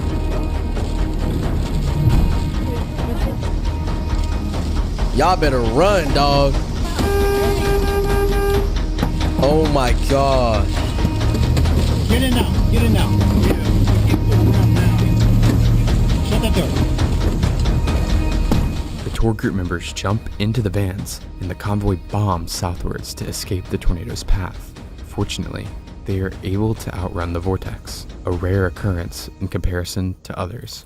The majority of chasers have positioned themselves to the south of the tornado. This is because, again, the tornado should be moving to the northeast, but because of the sudden southeast motion, they find themselves scrambling to get out of the way of the powerful circulation. Due to the hundreds of chasers, mobility is severely hindered as traffic jams begin to form. The hype caused by the active season has caused a backlog of chasers itching to get as close to the tornado as possible. That's another thing I didn't even think about too. There's plenty and plenty of chasers, you know what I'm saying? So like he said, in this situation, when the tornado takes an unexpected turn, literally, and now everybody's scrambling to get out, all you guys are going the same route, because most of these places, these rural areas and stuff, it's just kind of two-way little highways and stuff for long periods of time. It's not really like open, the highways, streets and shit like that. So it's gonna be plugged up like real bad, and that could literally hinder their ability to escape, bro. This is a grave mistake, as that decision, combined with the erratic motion and structure of the tornado, is creating one of the most dangerous environments around a tornado possible. Due east of the tornado at 6:09 p.m., storm chasers Brett Wright and Brandon Sullivan are watching the tornado only 3,000 yards away. Oh the my chaotic gosh. movement of the subvortices make it difficult to determine the movement of the tornado, but they assume the tornado is headed east to northeast. You which can't would be assume essentially nothing, bro. directly for them. Analyzing the situation, they decide the smartest possible thing to do would be to drive south, but this is a freak tornado, and the decision would place them in a deadly situation as winds begin to batter the vehicle. Oh my gosh. Debris! Debris! Coming up! That whole thing's coming up! Oh my god. Oh my god! Oh no! Keep going, Andrew. Keep going. Keep going! Why is this guy stopping? Watch that. See, that's what, oh my gosh, this is the scary part, bro. It's not even necessarily the tornado itself, but the destruction that it causes, the debris that just flying everywhere. I mean, we talk about houses, other cars, trees, anything that could just detach and fly around, bro. It can just boom, just go in your car into your goddamn skull, bro. You literally, oh my gosh, this is so dangerous. And they're going right in the danger zone too. You may be confused as to why they waited until the tornado was so close to them, but the same illusion that almost killed the tour group has struck again, making the motion seem much less direct than usual. The wet roads and gusting winds mean their car is limited to max 40 miles per hour, a speed which is not at all fast enough to escape the massive growing wind field. Oh my god. As the strongest inflow winds feeding into the tornado strike them, a nearby farmhouse is torn apart, pelting their car with debris and shattering the windshield. They are just barely able to keep moving though, escaping the tornado by less than 40 seconds. At the same Jesus moment, Christ. exactly 1 mile north of Wright and Sullivan, the Twistex group is turning east onto Reno Road. Right now, the team is trying to get in the path of the intensifying tornado by paralleling the tornado from the north. Their hope is to outrace it, allowing them to drive south ahead of it. As they follow the tornado, they no longer see a collection of subvortices like earlier, but instead a giant wedge. This is a giant thing. That's Oh wider than Lord. it is tall. This doesn't mean that there aren't extreme subvortices though. In fact, they are just hidden inside the dust and debris. Yeah, they're actually more dangerous like this, the sub-vortices. Just because you can't see them, that actually gives me an even more danger indicator right there. Like, what the I can't see nothing. It's just a big ass gust of wind, bro. That means there's like thousands of vortices in this bitch. Yeah, we're cooked. That's wider than it is tall. This and it's wider mean that than there it's aren't extreme sub-vortices though. In fact, they are just hidden inside the dust and debris. The only way to see where the sub-vortices are now would be by actually looking inside the storm, which is precisely what the crew in control of a mobile radar truck are doing. What they observe is very rare. For most normal tornadoes, the rotating core of the storm will exact its power into a single point. But here, the mesocyclone is so powerful, multiple distinct rotations are forming within the circulation. Wow. The wind speeds and erratic motion are alarming to the people inside the radar truck. Less than half a mile behind the Twistex crew, Reed Timmer and Team Dominator are also following the tornado. Storm chaser Ray Bohack is filming from within one of the team's 3 storm chasing vehicles. Dominator 1, he captures the monster in front of them. Holy crap. Oh my gosh. The massive wedge tornado. This just looks like you're staring at death right now. That's what this looks like, bro. Can be seen in the center of the screen with Team Twistex just up ahead. In front of them, right yeah. next to the tornado. Unknown to the team though, they're in a very dangerous location. Holy crap, look at all those. Oh my gosh.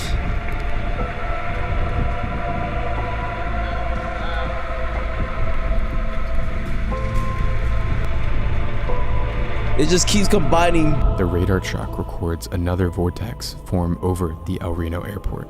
This vortex sweeps just behind the team when suddenly another vortex forms further to the southwest side of the wedge. Within the storm, there are now 3 or more visible vortices rotating around each other. The radar truck crew observes how the formation of these new tornadoes causes some crazy, unpredictable behavior. Here, the main wedge is pulled north by the forming vortex, lunging towards Reno Road, towards the Twistex crew.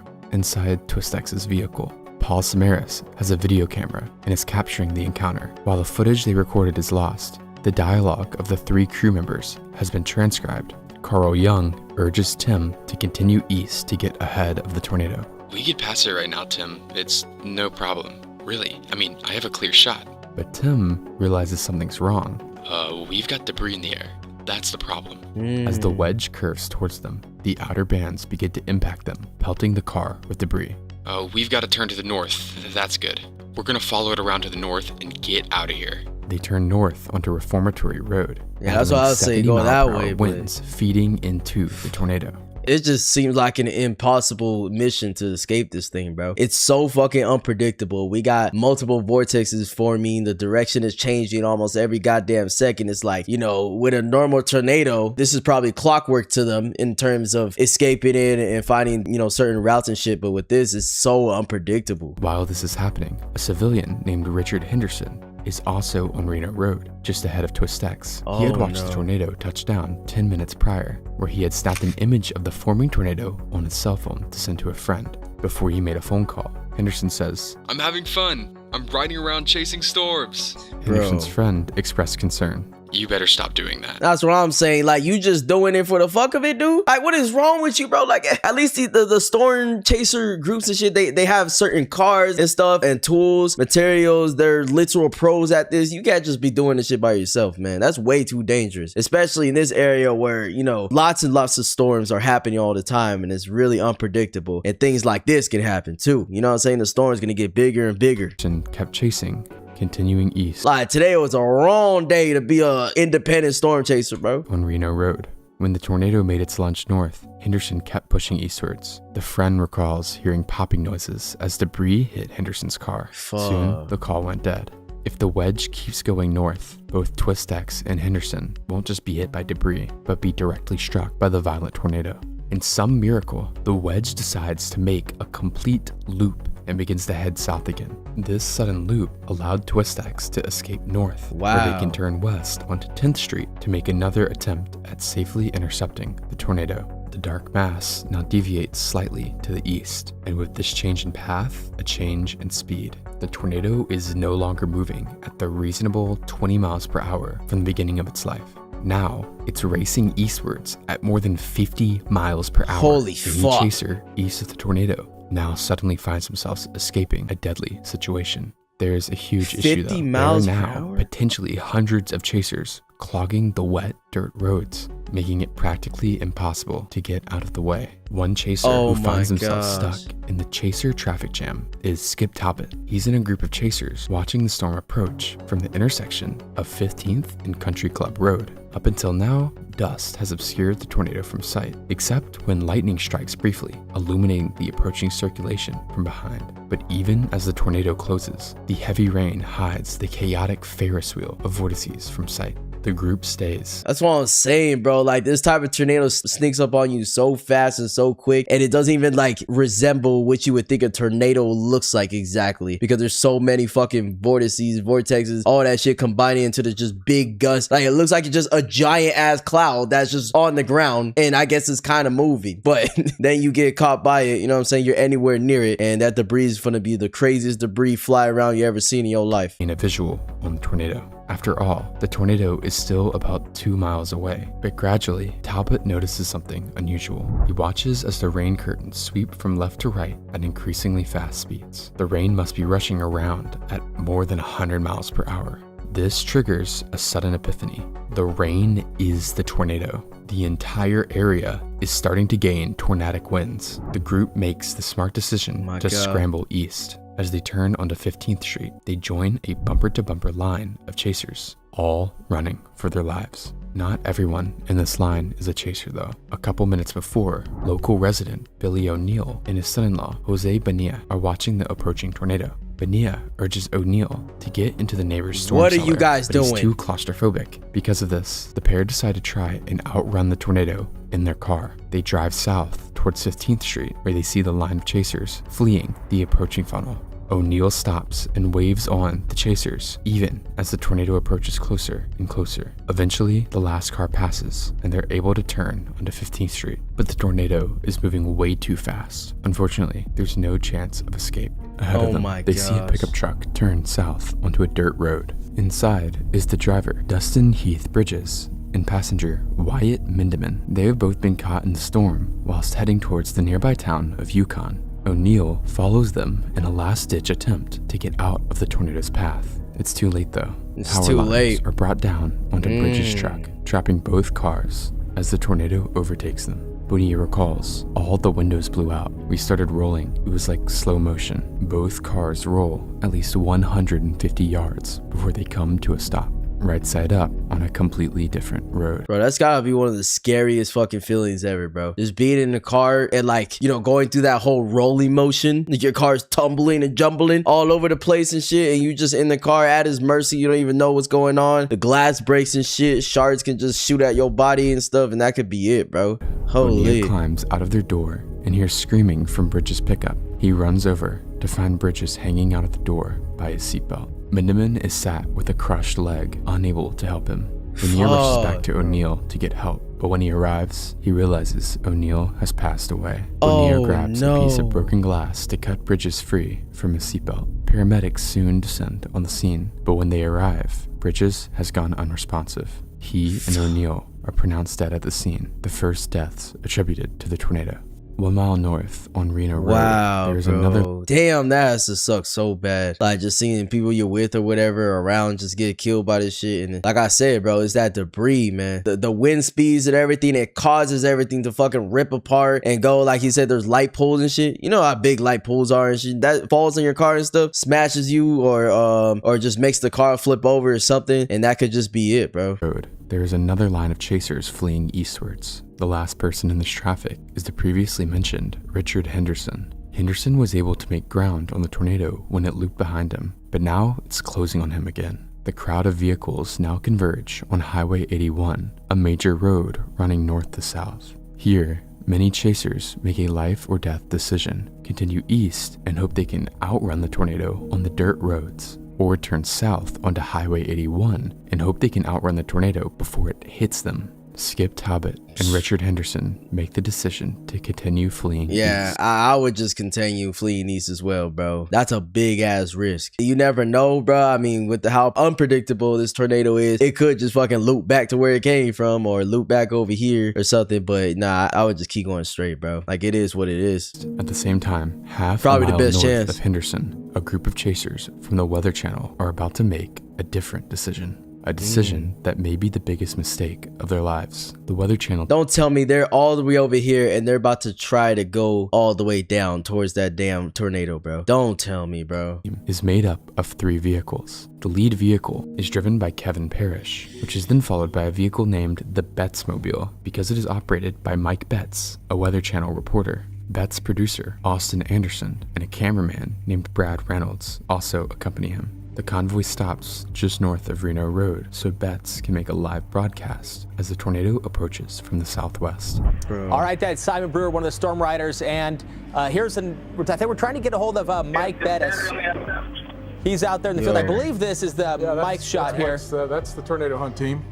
Hey, Mike. Bro, they're literally right there by a tornado behind them. Yeah, dude. Mike, can you hear us? Dude, you gotta leave, man. Fuck all this news, bro. Bro, you gotta leave, bro. Fuck it. Y'all got cameras. You can zoom in and shit. Like, dude, you way too close. Guys, that's it. Right there. There's the tornado. We are just north of Union City, south of El Reno, south of I-40. Cops have blocked off 81 at this point and not letting traffic go southbound because the path of the tornado could come right over top of Union City or pass very close to it. Look at that monster. This is a huge tornado. If you live in Union City, south of El Reno, you have to take shelter. We may actually quickly try to get in our cars and get south of this. That'd be the safest place to do that. I think we have to go now in order to stay ahead of this and not get run over by it. So guys, I think we're gonna get back in our cars. We're gonna try to keep our cameras on top of this and we're gonna roll just to stay safe, okay? We'll be back with you in just a minute, but huge, violent tornado right now approaching Union City, south of El Reno, Oklahoma. Their decision to drive south. Like, this freaking tornado, oh my God, this is such a beast of a tornado. Just look at this. Just look at this. This camera does not do any justice. Imagine seeing this fucking beast in real life. Holy crap, that's gotta be a trippy dream right there. Tornado right now approaching Union City, south of El Reno, Oklahoma. Their decision to drive south seems like a reasonable idea. To their north and west, giant, record-sized hail is falling. Traveling east would keep them in the potential path of the tornado, so booking it south towards clear air is by far the most appealing option. Sadly, once again, illusions hide the danger they're about to put themselves in. You see, the tornado is so large, it seems like it's barely moving yet again. But again, when a tornado doesn't appear to be moving, usually that means it's moving towards you. Exactly. That's what I've heard and stuff. And whenever we watch these tornado videos, that's what they say as well, bro. Hey, it looks like it's not moving. It looks like going slow or something. That motherfucker going right towards you. Illusion likely makes the team believe they are directly in the path, prompting the Weather Channel convoy to head south rather than stay put. The truth is, the tornado is now racing due east at 55 miles per hour. But it's not just moving at 55 miles per hour, because as well as this, the tornado's size is expanding too faster now than any tornado in history. In less than 60 seconds, the wind field expands from 1 mile to 2 miles in width. This means the tornado is literally expanding towards Highway 81 at 30 miles per hour. Combining these values, the tornado's forward speed is coming directly at them at over 80 miles per hour. Holy fuck. Holy fuck. So this motherfucker is not only getting faster and stuff and everything, but it's expanding more than it already was. You guys saw how giant it was in that shot that they got for the news. And just imagine it's tripling, quadrupling in size, and probably gonna get even more as the time goes, bro, because the winds are getting faster and faster. Talking about some 80 miles top speed. Bro, what the fuck is this? What is this storm? As the convoy begins to drive south, they quickly realize their mistake. The rain begins to clear, once again exposing the erratic multi-vortex core. The funnel is smaller in size now, but the contraction of the core has actually made the winds stronger. Aerial imagery from after the tornado shows the path of scouring the tornado was creating at this time. But even though the funnel is nearly a mile away, the wind field is beginning to cross the highway ahead of them. They pick up speed, traveling south at over 70 miles per hour, but still, the tornado is outpacing them. Parrish watches as dozens of vortices sweep towards them. It's now less than 300 yards away. Winds into the storm suddenly spike to more than 120 miles per hour, 120? slamming his car into the central divider before sucking it into the roadside ditch. Fuck. Behind him, Beth's filming.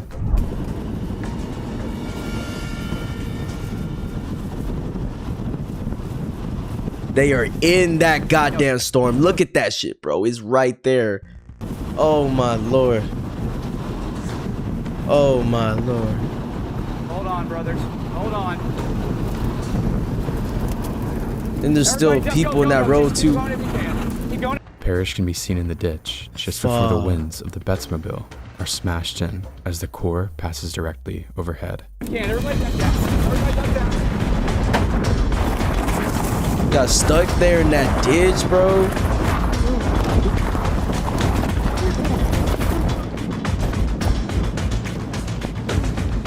Beth's camera is ejected from a window upon impact, but continues filming. The Betsmobile can be seen rolling away, with the 3 occupants still inside. To the north, a separate tour group operated by Randy Walton is attempting to navigate through the traffic jam of Chasers on Reno Road. Their tour group is about 30 seconds ahead of Henderson, but instead of continuing east like Henderson, they turn north. 50 seconds later, they approach the intersection of Highway 81 and a road named Reuter Road. At this exact same time, the Twist X crew is now approaching Highway 81. Neither Twist X nor Henderson are aware of the incredible speeds at which the tornado has expanded eastwards. Tim says, "We're probably going to have to cross 81 if this road is good, and then try and drop down if we got some viable roads." They pull up behind a Toyota Yaris. The driver is storm chaser Dan Robinson. Robinson has a rear dash cam rolling, filming Twist X right behind him. Robinson looks south and also sees the tornado crossing the highway. This convinces him to continue east onto Reuter Road. Twist X decides the same. Randy Walton records Robinson's Yaris crossing 81, followed by the Twist X crew's white Chevrolet Cobalt. Walton and his group would have no clue they were recording the last moments of the Twist X crew. Thinking quickly, Walton also decides to turn onto Reuter behind them. Right on 81. They turn right here. Copy. See, everything like doesn't look that crazy right now, and then it just.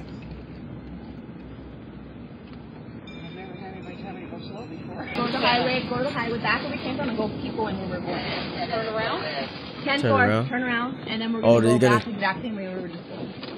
Oh, they turned around. To turn around, without a doubt, save their lives. Save their lives. Oh my gosh. Are continuing down Reuter to the south. Bro, why, like, I'm asking why they did it and stuff. They probably just trying to do anything. They're in distress right now, so you know, decision making is probably not on the top priority. It's more about like, okay, how can we just get away and stuff, whereas, you know, these people, they kind of analyze the situation a little bit more, maybe saw some signs of the wind speeds getting stronger, some fucking the trees moving faster. I don't know what they saw, but something told them to turn around, and like they said, that choice saved their life, bro. Whereas, you know, Twist X and them kept going. Without a doubt, save their lives. But Dan and Twist X are continuing down Reuter to the south. Henderson is still stuck behind the line of chasers on Reno Road. After the powerful core strikes the Weather Channel convoy, it begins to do something that no chaser was expecting. It begins to move north. The heavy rain is not only slowing down the line of chasers in front of him, but it's also completely obscuring the tornado that's rapidly approaching him. As far as he's aware, the tornado is still a mile to his south, where he last spotted it. But in an instant, the winds begin to roar and debris begins to pelt his vehicle. There is quite literally no time to react to what's happening as the tornado roars just behind him, east of the intersection of Alpheldale and Reno Roads. His car is lifted and flung off the side of the road. He disappears into the darkness.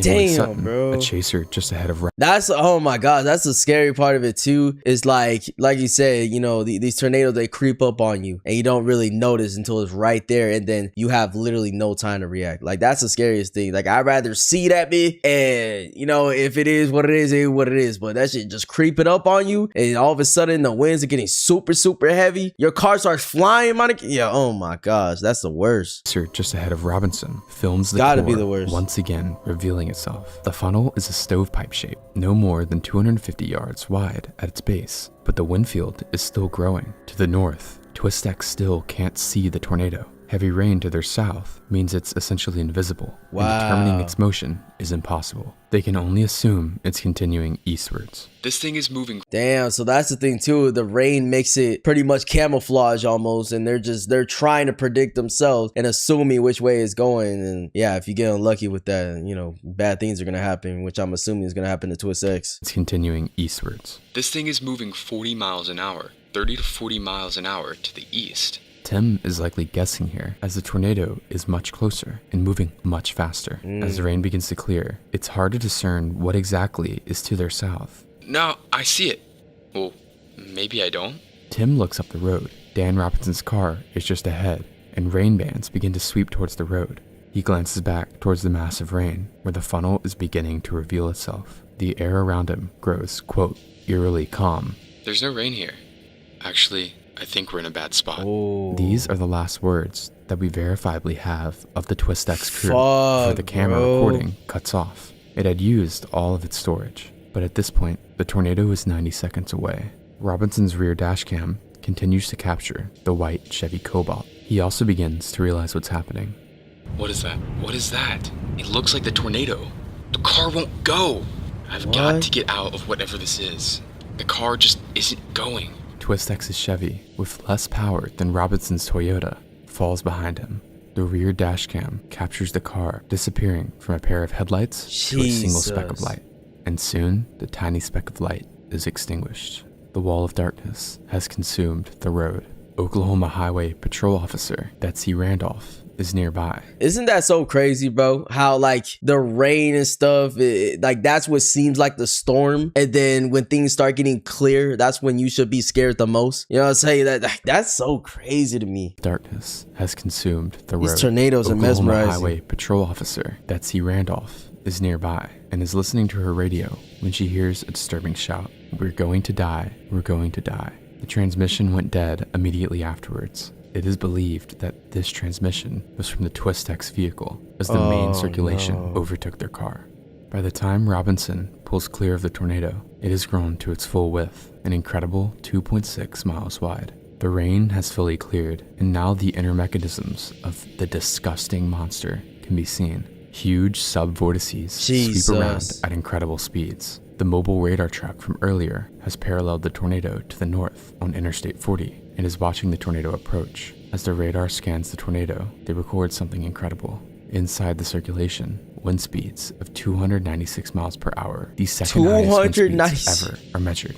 Moments later, a satellite tornado arcs around the south side of the main one. But the bro, how fast do like F1 cars be going, bro? I know it is close to that. Modern F1 Formula 1 cars reach peak top speeds of about 220 to 234 miles per hour, bro. That's fucking insane. So this tornado was going faster than Formula 1 freaking peak speeds, bro. That's fucking insane. It's ever are measured. Moments later, a satellite tornado arcs around the south side of the main one with a ground speed of 175 miles per hour. This is the highest forward speed ever recorded for a tornado. Within minutes, this tornado has come close to or has broken numerous records. It continues moving northeast, forcing the radar team to begin to flee east on I-40.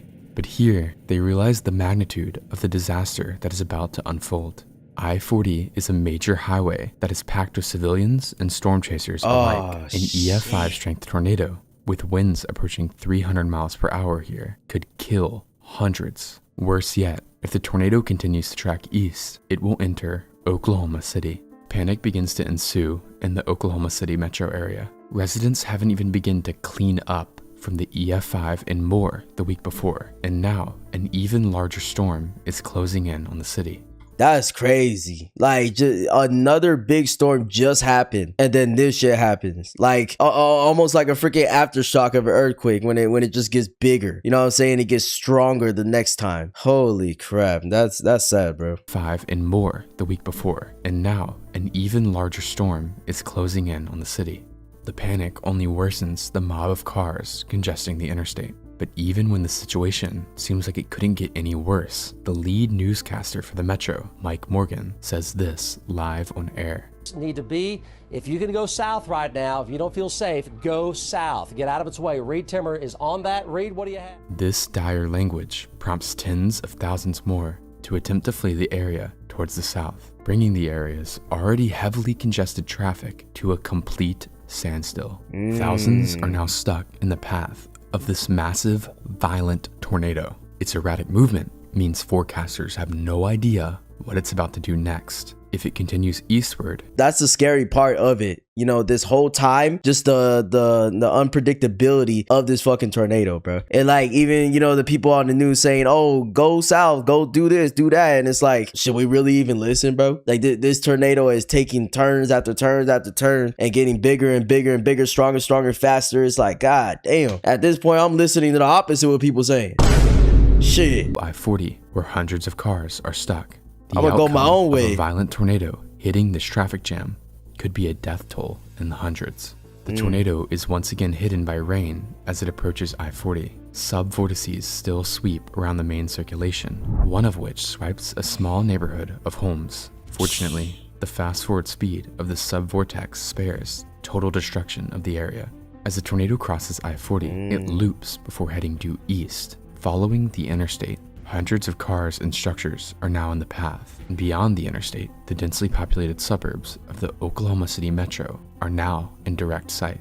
It's not long until chaos begins to ensue on the interstate. Numerous 18-wheeler trucks were toppled, people's cars were picked up and rolled, and while many were able to survive, this luck would not last. Maria Martin, her husband, and their 3 children had pulled over their minivan onto the side of the interstate, hoping the tornado would pass by.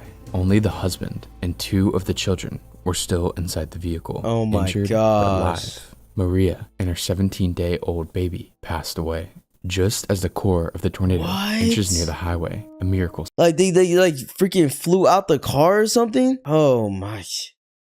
That's devastating, bro. Yo, RP to everyone in this video, man. Like, this freaking storm is crazy. Holy crap, chat. Like I said, has there been something even remotely like this? You know what I'm saying? Obviously, there's been huge earthquakes. There's been tsunamis and stuff that I'm sure has probably maybe caused more destruction or something like that. But this tornado, man, I feel like I've never seen nothing like this. Passed away. Just as the core of the tornado inches near the highway, a miracle seems to occur. The circulation begins to become increasingly messy and is weakening. Within a couple of seconds, the tornado would disappear into nothing. As the storm passes, law enforcement and chasers comb over the damaged path, racing nightfall to try and help those affected by the tornado. Fortunately, no structures were hit by the strongest winds in the tornado. If they had, EF5 damage could have easily been inflicted and more people could have died. But the real tragedies that occurred during the tornado were in vehicles. Along Highway 81 and I-40, dozens of cars have been flipped or rolled, but so far, no deaths have been reported. Canadian County Sheriff's Deputy Doug Green is one of the people assisting in search and rescue. He drives down Reuter Road when he spies something in a canola patch. He approaches the mangled heap of metal to find the body of Tim Samaras. By the next morning, the bodies of Paul Samaras and Carl Young will also be recovered after they are found ejected from the vehicle. Soon, Richard Henderson is also added to the list of fatalities attributed to the tornado, making the official death toll 8. Before today, no tornado had ever killed a storm chaser, but this one alone had killed 4, including a veteran chase group. Tim Samaras was well respected in the chase community, and although his work involved venturing close to one of the most dangerous places on the surface of the planet, he was regarded as someone who always put safety first. But the record-breaking and erratic nature of this tornado meant that no chaser was safe, and has become a historic footnote in how little we understand about the behavior of tornadoes. All right, let's go. Oh, he's got one of those like 360 cameras too. Let's go, let's go. I gotta go. We gotta get out of here. It's right there. Oh wait, I wonder if they're gonna plant it and then like they're assuming the tornado's gonna go there. You know what I'm saying? Hold on, let's just keep watching. Look at that thing. Oh my gosh. Bro, seeing a regular tornado, I mean, this is not regular. This is a big ass fucking tornado. But we just watched that huge one. You know what I'm saying? So seeing regular ones like these would probably be like a breath of fresh air compared to the other one, bro. At least we could see that one. The other one just creeps up on you. This is a tornado probe I built with one goal in mind: film the inside of a tornado. Pulling this off is extremely difficult and risky. However, an ideal deployment is actually straightforward.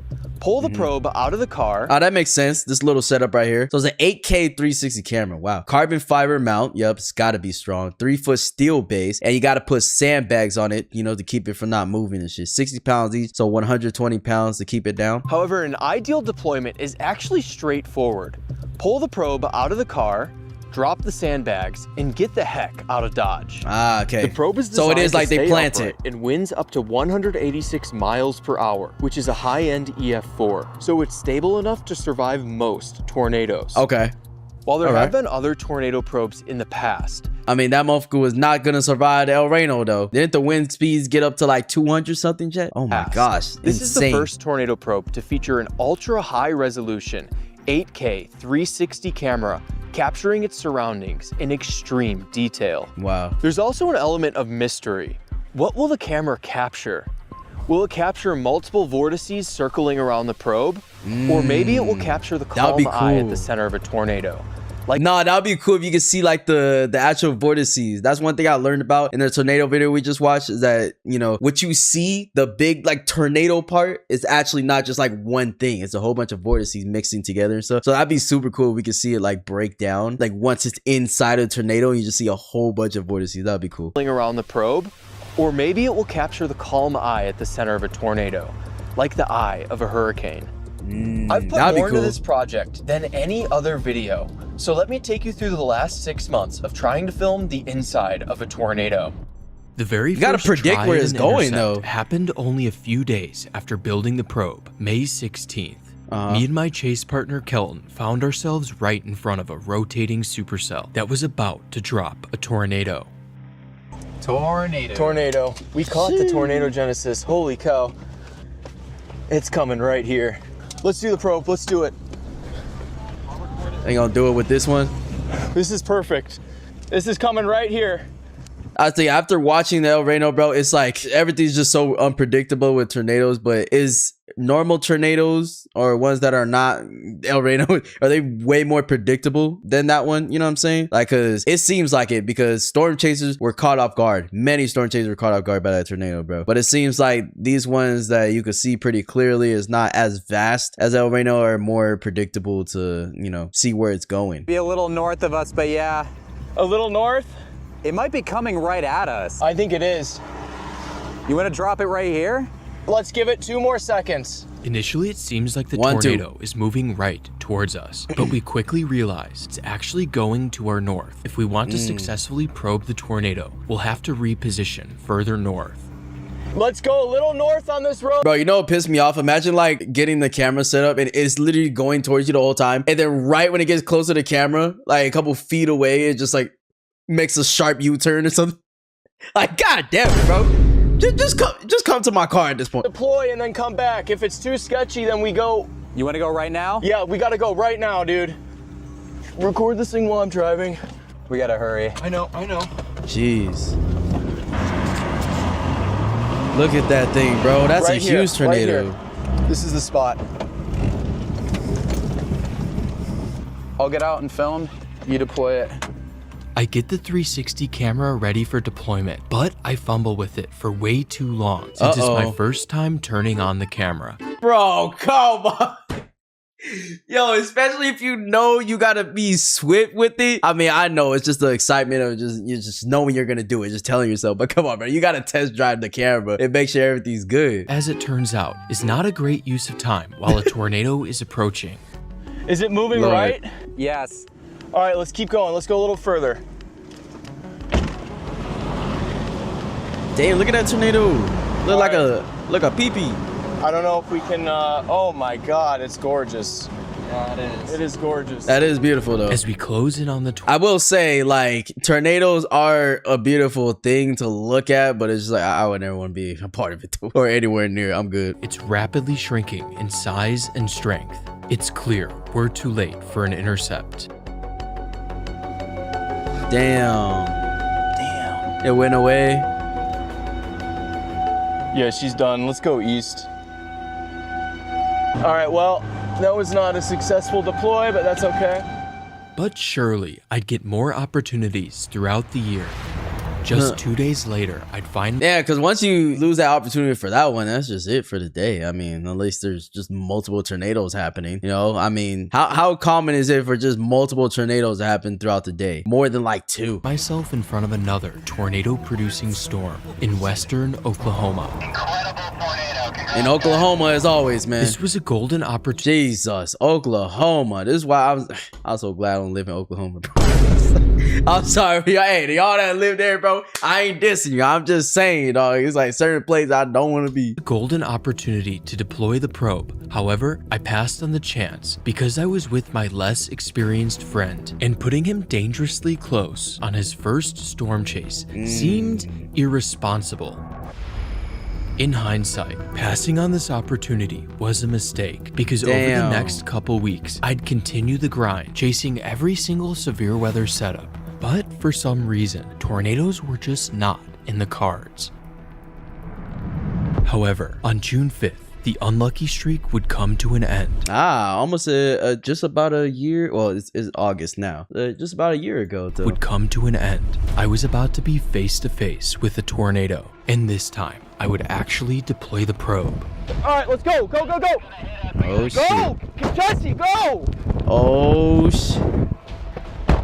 See, that's the thing too that's scary about it. They have to do it when it's pretty close. You know what I'm saying? You can't just try to predict it from a far distance. Like, it's got to be heading towards that way, and then they deploy it. So that whole thing, just getting it set up, making sure it's recorded, it's like, oh my god, I can feel the intensity through the screen. Before I get into this wild intercept, they just try to go. Briefly tell you about the sponsor of this video, ZocDoc. ZocDoc. Earlier this year, I moved across the country from Denver to Oklahoma. W sponsor, bro. Get your money. Get your money.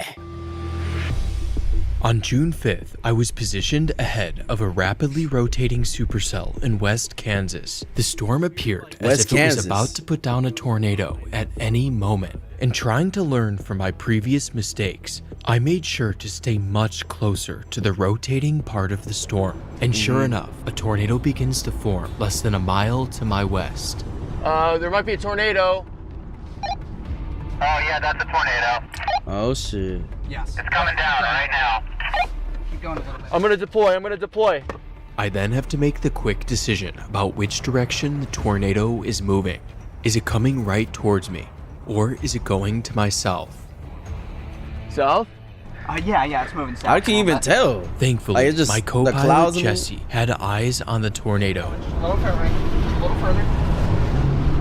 Oh shit. Now. All right, I'm gonna deploy. I'm deploying. Let's do it. Hey, looks like he knows that direction. All right, we gotta move really quickly. All right, let's go. Go, go, go. Go, Jesse, go. Oh shit. Oh shit.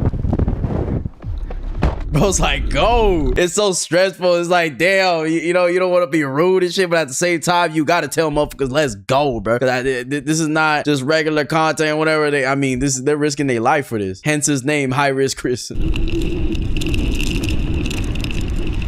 You never know with these tornadoes, bro. We scrambled to get out of the tornado's way. Meanwhile, back at the probe. Oh my gosh. Look at the winds. Oh, they're picking up so crazy. What the hell? The probe takes a direct hit by the weak tornado. And if we watch back at half speed, we can see that the central core of the tornado goes directly over the probe. Oh, yeah, you can see a swirling vortex can then be seen after crossing the road in the other field, along with other smaller vortices. Wow. After the tornado passes, that's crazy footage. To retrieve the probe. There it is. You see it? I see it. All right, it's still there.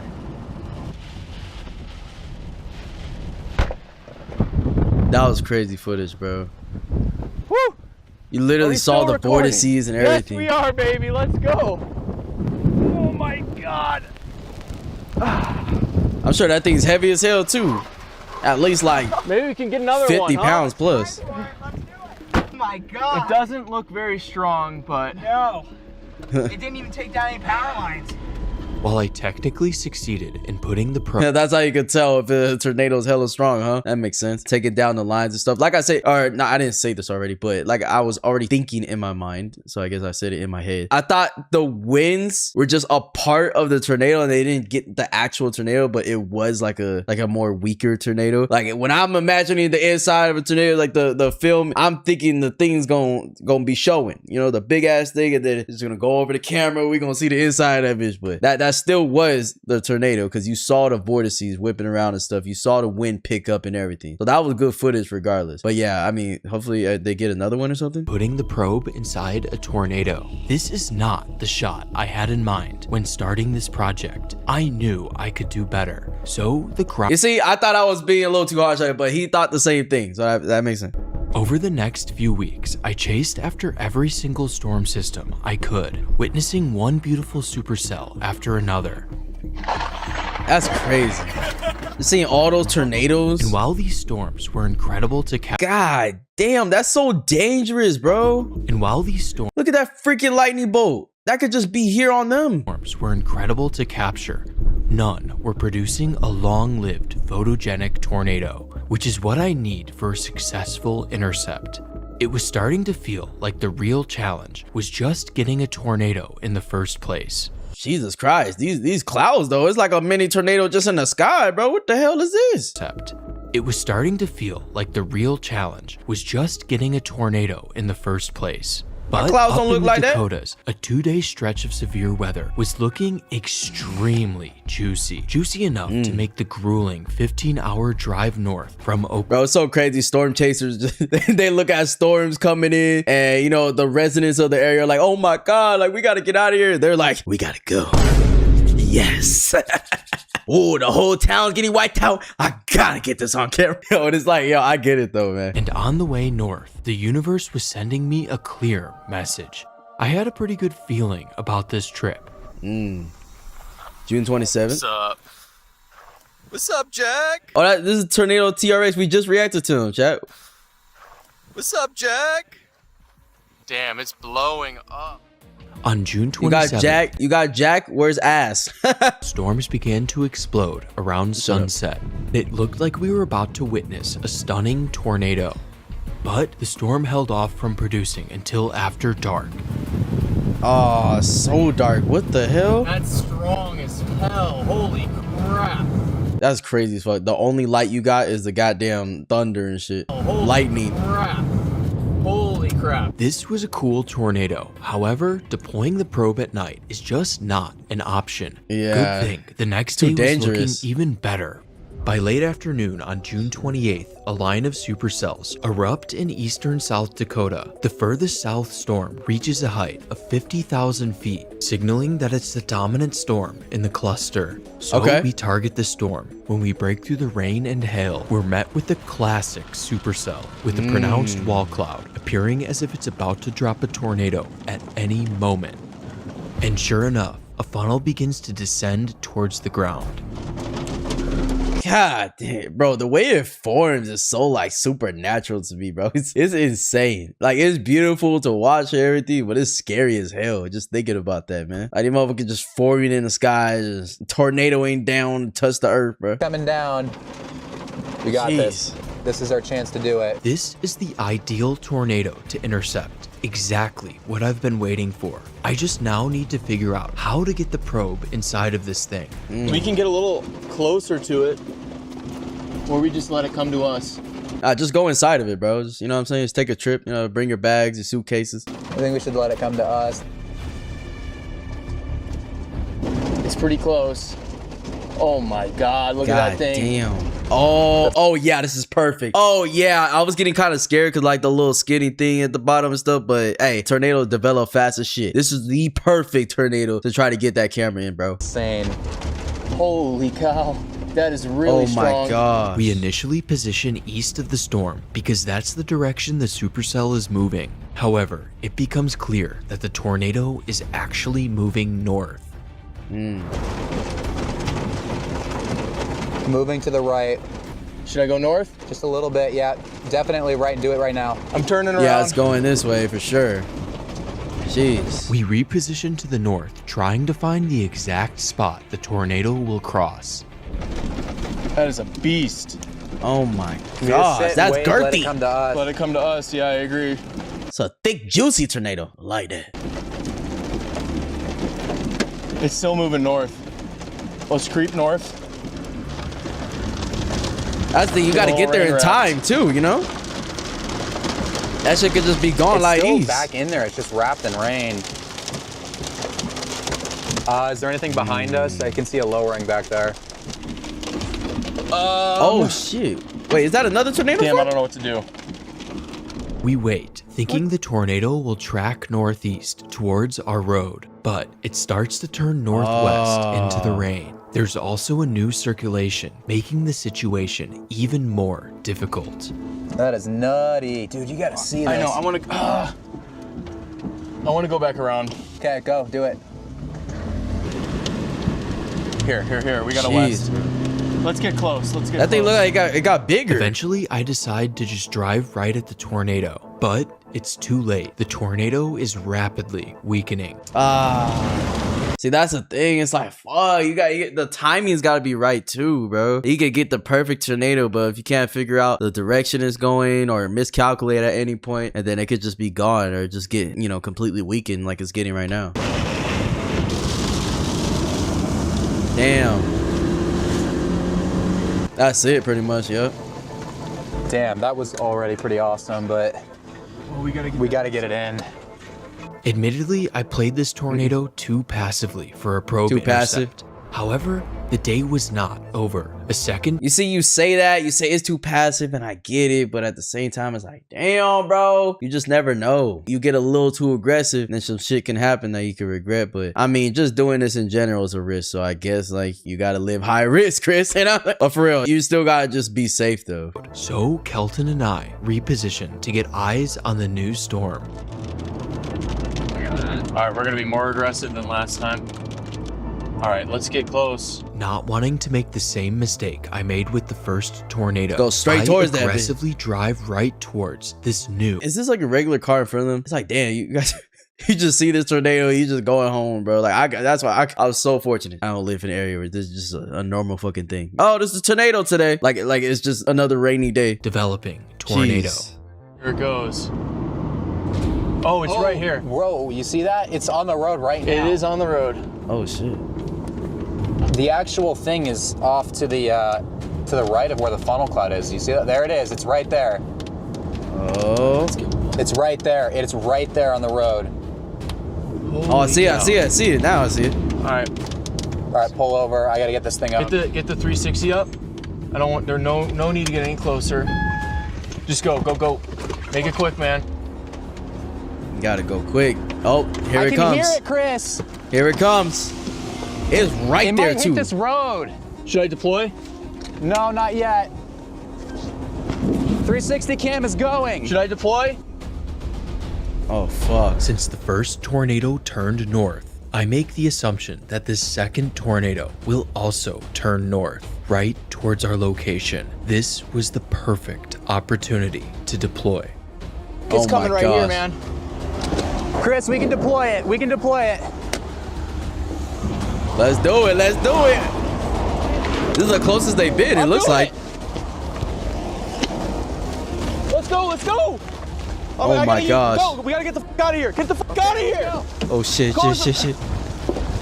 Wait, you almost forgot to close the trunk. It's right there. We're going. Oh my gosh.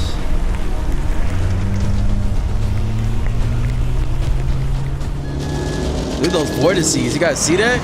Oh my god. That's just about to be girthy. Tornado. Oh my gosh. Look at that shit. Holy. I can tell just about that funnel was about to be crazy. South of the road. Keep going. A little bit. Or turn. I'm gonna you. You gotta see this thing, dude. Oh shit. You wanna go get the probe? I don't know if we should cross that thing's path. We might be able to go back for the probe, but no. Not right now, but oh, that's risky, bro. It's close. It's really close. I know. Damn.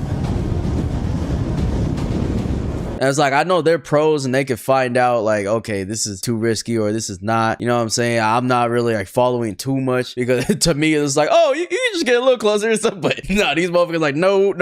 We already know what we can go, what we can't do in order to, you know, be safe and shit. And I'm sure they learn from the likes of, you know, people like the Twist X team and stuff. You guys were telling me that they're one of the most known storm chasers. And I've heard of that name. Like before I watched that video, I've heard of that name before. So that's how I know they're super well known, because I wasn't even into storm chasing stuff and I've heard of that name before. So they had to be super known. All the storm chasers that were in that situation were professionals and they knew what the hell they were doing. But, you know, tornadoes are just fucking, it's unpredictable like many things in nature.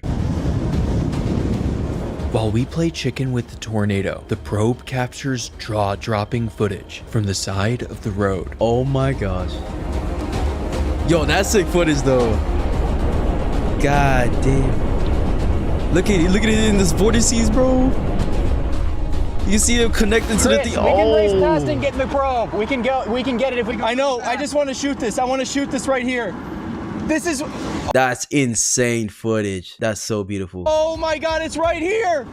Get out of the road, dude. Back at the probe, the ultra-wide 360 camera captures the rarely seen perspective of the parent storm wrapping around a tornado. Wow. Look at that. We could get the probe. Are they really gonna get it? Oh my God, dude. All right, the probe is fine. The probe is fine. It's right here. It's right here. That's an insane fucking tornado. It's like Eli. Oh my God. What do you mean it's like Eli? Wait, what? That's the name of a tornado, right? Not a dude. Come on, grab it. Let's go. Fuck. It's roaring. We got it. That's such great footage, though. I know. Oh my God, look at that thing. Let's turn around. Let's turn around. God damn. Did it get thick again? This is insane. It might be starting to rope. At this moment, it looked like the tornado was about to rope out, but that could not be further from the truth. What you mean? What is that? It formed again? What the heck is that? What the heck? This tornado would go on to be extremely long-lived and by far the most incredible tornado I have ever captured. Oh my gosh. But I'll save that footage for my next video. No, wait, hold on. Okay, wait, hold on. This is our next video. I really gotta watch this goddamn. I'll watch it. I have to. I literally have to. I literally have to watch this now. It's coming down. Here it goes. It's on the road right now. It is on the road. I literally have to. Holy cow. I had one goal this day. Put my camera probe in the path of a tornado. Let's go. I gotta go. We gotta I get might out of skip, here. chat. Get out of here. I might skip. I really want to see this now. Oh my God. You can't leave my balls hanging like that. Even though the tornado misses the probe, I could still potentially deploy a second time since the tornado was still going. Incredible tornado. Oh my God. Holy crap. That might be Tony. Holy crap. Oh my God. It's right there. All right, the probe is fine. It's right here. Okay, so this is when they got the probe and stuff. I want to see. Jesus Christ. Look at all the vortices. You can see it together, just like forming that big thing. Oh my God. Bro, this shot right here is so beautiful. Look at this, man. Oh, nature's so beautiful.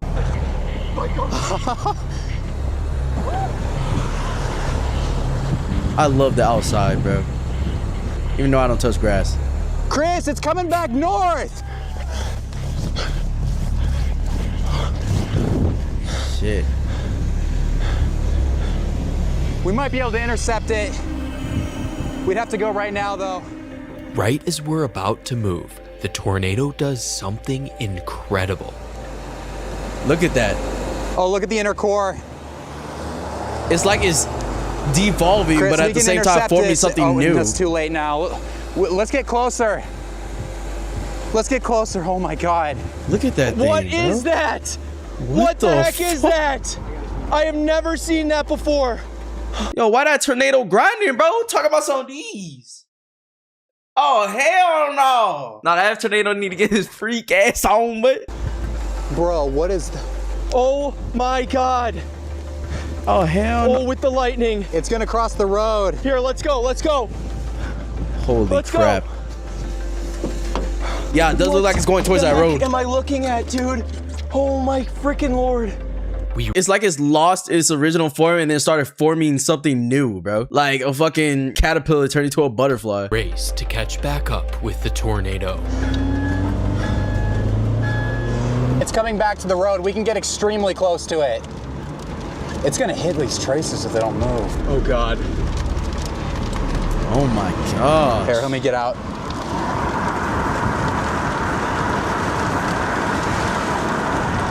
I've never seen anything like this. That's this is an insane tornado, bro.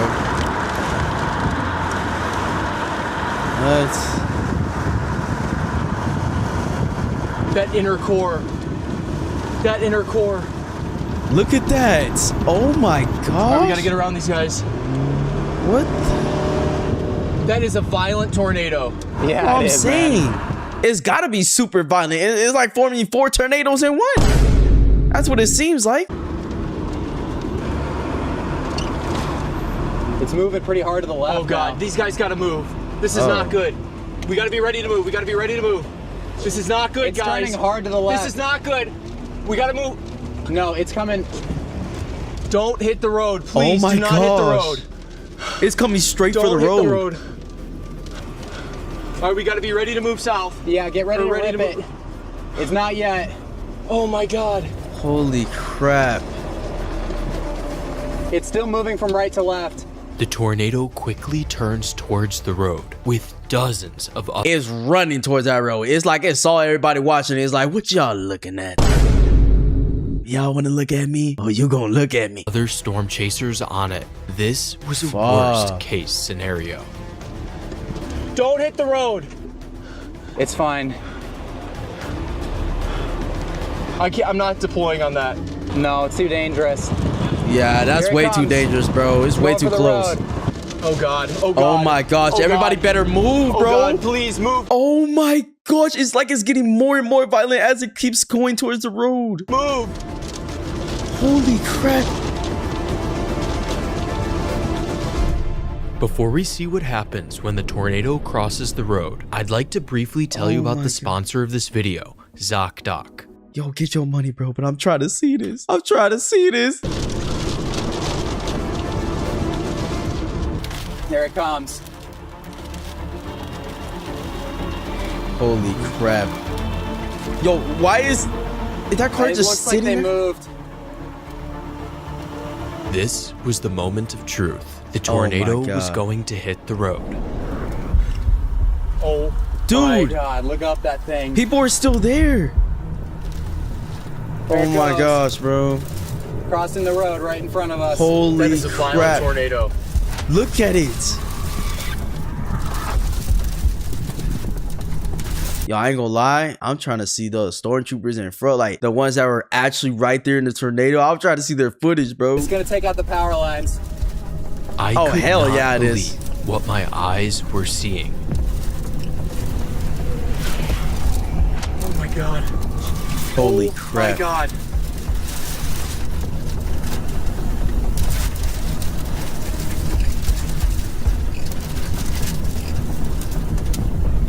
This is like a stormtrooper, storm chaser's dream, huh? You can inch a little bit closer. All right. God. This is insane. Oh, impeccable that is footage. A violent tornado, man. It's just zoom in on it right now. Yeah, it's just staying there, bro. Holy crap. It's like it knows all the storm chasers were there, giving them a show. Jesus Christ. Oh my God. It is on the freaking road. You guys hear it? Bro, put headphones on if you don't, bro. Just the sound of this through their mics is fucking insane. The tornado stops on the road, putting on a show for everyone to watch. That's what I'm saying, literally putting on a show, bro. That is the most incredible tornado I've ever seen. Look at the power lines. Oh, shit. Move over left, move over to the left. Say goodbye to your Wi-Fi. No way it's forming again. Dominator's gonna try to go in it. That's too dangerous. That is a freaking violent tornado. Oh my gosh, Thankfully, bro. nobody is hit by the tornado as it crosses the road. It's over the lake. Holy crap. Look at that debris. Oh my gosh. Look at that. Everybody's getting a free shower today. This is the most incredible thing I've ever seen in my entire life. We danced I wouldn't with put the it past tornado, you. following close behind, getting within a few hundred yards. Holy Look at that. crap. We can get closer. Everybody right now is getting the footage of their lives right now. Holy crap. That is violent. Yeah, you know it's violent because you know how it's turning black right here because all the freaking dirt is ripping up this goddamn these fields right now, bro. Violent tornado. This is like Manchester, dude. All the storm chasers try to get as close as possible to the tornado, enhancing the view. Oh, look Oh up. my I'm looking up. gosh.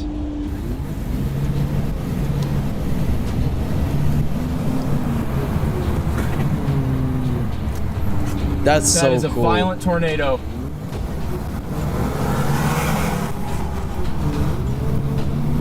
It's still going. This is insane. You zoom out, you gotta get all that. Yeah, That's you gotta get the insane. whole thing. Jesus Christ. Holy crap. Every time it looks like it's I've about never to chill seen out, anything like this in my life. then it gets more Oh my aggressive. god, it's ripping the trees apart. This tornado was not just an incredible sight, it was also extremely loud. I can hear it. Yeah, I know that because of the fact, because you could tell the mics they're wearing are meant to just capture their voices and not get too much outside noise. That tornado is ripping through that barrier, you know, that noise canceling, whatever they got on. Yeah, that tornado, you can hear it through. That's how you know that is freaking loud. I can hear it. I have never heard anything like that before. Oh my God. Listen to that. I'm sticking my Jeez. camera out the window. I want to be able to hear it. That's the thing I do. Like, I be saying I don't want to be in a tornado side, but after watching the videos, I'm like, damn, I wish I could just be in VR or something like just to see a real-time tornado, hear it sounds like the atmosphere around it. I mean, it's kind of cool. I'm not gonna lie, but it's super dangerous.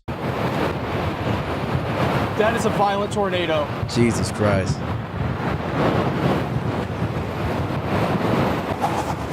Yeah, those trees stand no chance. Keep going, keep going.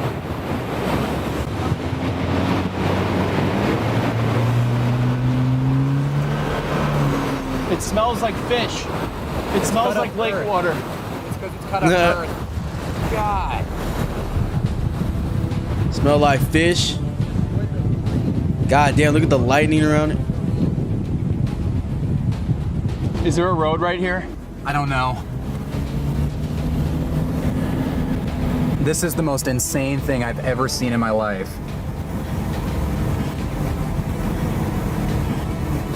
That tornado is insane. The definition of insane. We raced to catch up with the tornado, still trying for that second probe intercept. Oh, you guys are still gonna try? These trees. This is dangerous. Yeah, just do it, do it. Dangerous. We can always rip it around. That farmstead didn't get destroyed, did it? No. Oh my We're gosh. good, we're good. Wipers.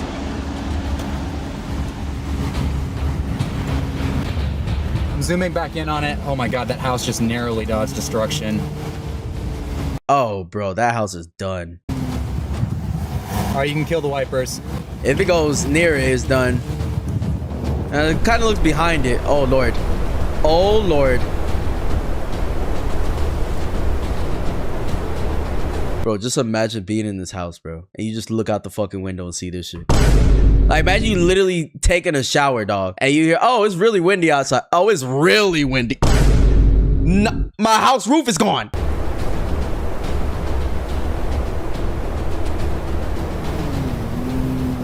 Oh my gosh. Did it spare the house? I think it did. It spared the house. Wow. RFD. Jesus. Have you ever seen anything like this before? Not even close. Wipers again. Thank you.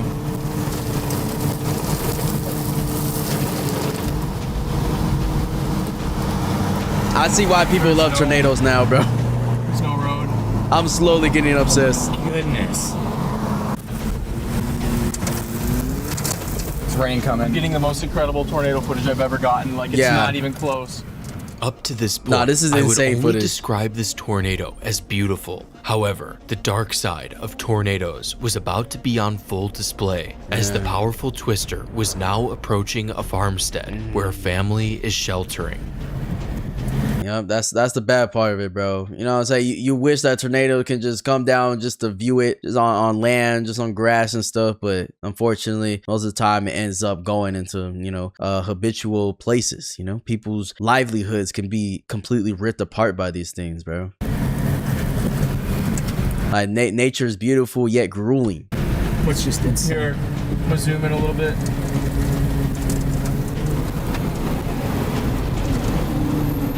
This is nutty. It's out your window.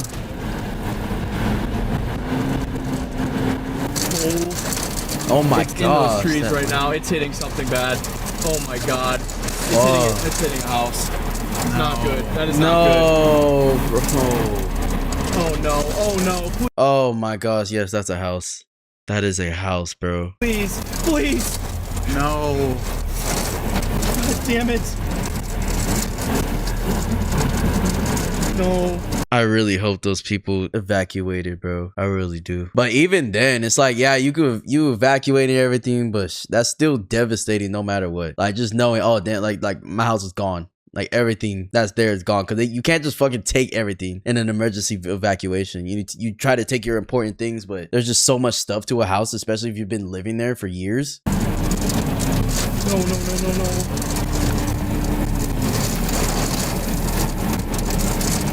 That is a house. Got destroyed. That is so bad. Fuck, bro. That's a strong tornado. That's violent. It is a violent tornado. It's super violent. Yeah, I feel like it's just getting more and more violent. I'm not saying usually, because I don't really study tornadoes like that, but at least from some of the footage I've seen or whatever, in this video and this last video and stuff, it seems like tornadoes, they get their things done, they start fading off and shit, but this one looks like it just keeps going and keeps going and keeps going and keeps going. Like, it reminds me of El Reno, like not giving up, not letting up at all. Oh my god. Jesus. Alright. Shit. There's no way to get to it. I can't get to it. I don't know how to get there. That's so bad. Hopefully no one was home. God damn it. Distracted by the tornado, we miss the driveway to the home. But fortunately, other chasers take action. Oh, they went in. The second vehicle is my friend, Will, better known as Tornado TRX. Will captures the intense moments right after the tornado hit. So that's Ethan, Oh, he's actually in there. What? I'm gonna check if there's people there. Holy crap, bro. Thanks to storm chasers and first responders, nobody loses their life. Was there people there? That's what I wanted to know, though. I can't get north. Maybe we can just get out and watch it. We can get out and watch it here, Chris, to pull over or something. I can't really get it much from my side. All right. I'm gonna go here.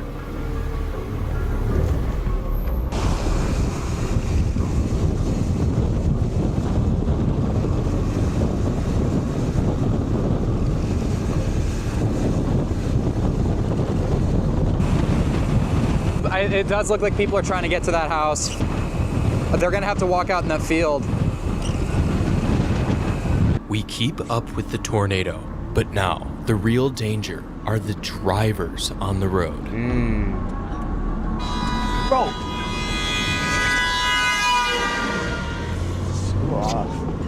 Oh yeah, I mean, fuck. In this situation, bro, everybody trying to run away from the tornado. There's a bunch of storm chasers, and then there's just a bunch of residents, civilians that are just trying to fucking leave and get out. So I can understand that dynamic, why it gets dangerous, especially in this one-way road, you know?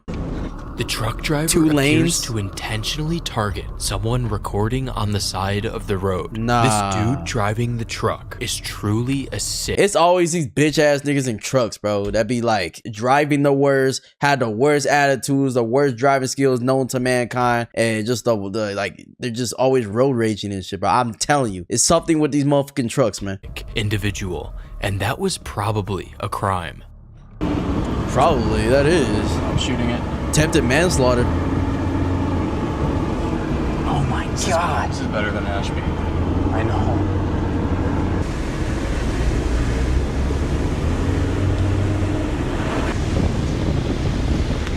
It's right there in the field. Yeah, it is.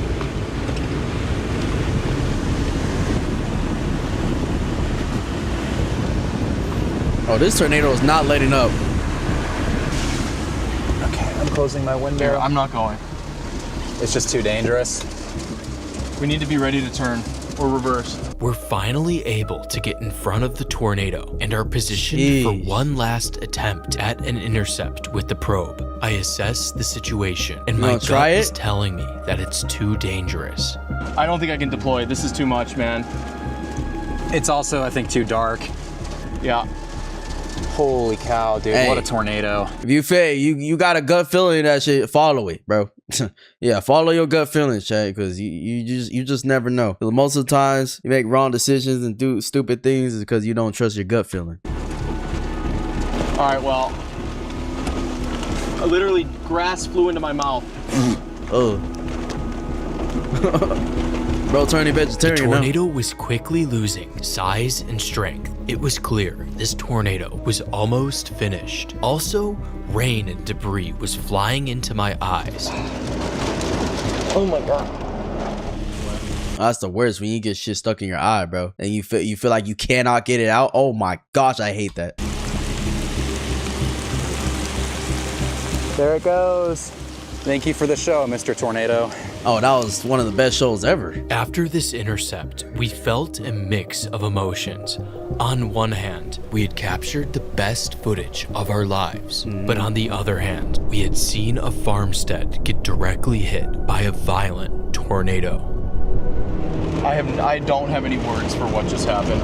I hope the people in that house are okay. Yeah, I don't know. The Gary, South Dakota tornado is rated EF3. Jesus Christ, just goes to show how crazy the EF5 is, bro. 165 miles by the National Weather Service. However, I have a little doubt this tornado harbor winds exceeding 165 miles per hour. Yeah, this was amazing footage, bro. Amazing video. May 22nd.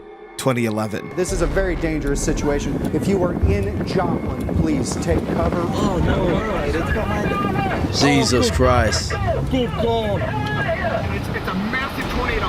Massive destruction. Have not found anyone alive, only found bodies. An ordinary Sunday, it became the deadliest tornado of the century.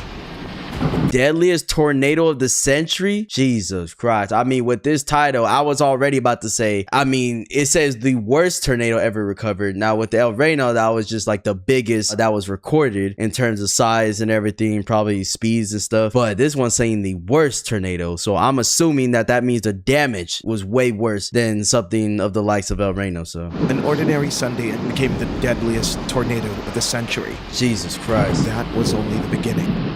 What really happened? Oh my gosh. To understand it, we need to go back to 2011.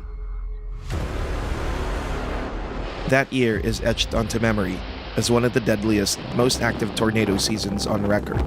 Hundreds of... Yeah, I can imagine. It had to have been a record-breaking thing in I don't know how long. Has tornadoes ever been like this again, chat, where it's just this constant and having this record-breaking tornado? I don't think so. I feel like we would be hearing about it more if we had El Renos and stuff and Joplins nowadays, you feel me? Especially with social media and stuff now. Yeah, so like 2011, those times were just bad times for these storms, bro. Seasons on record.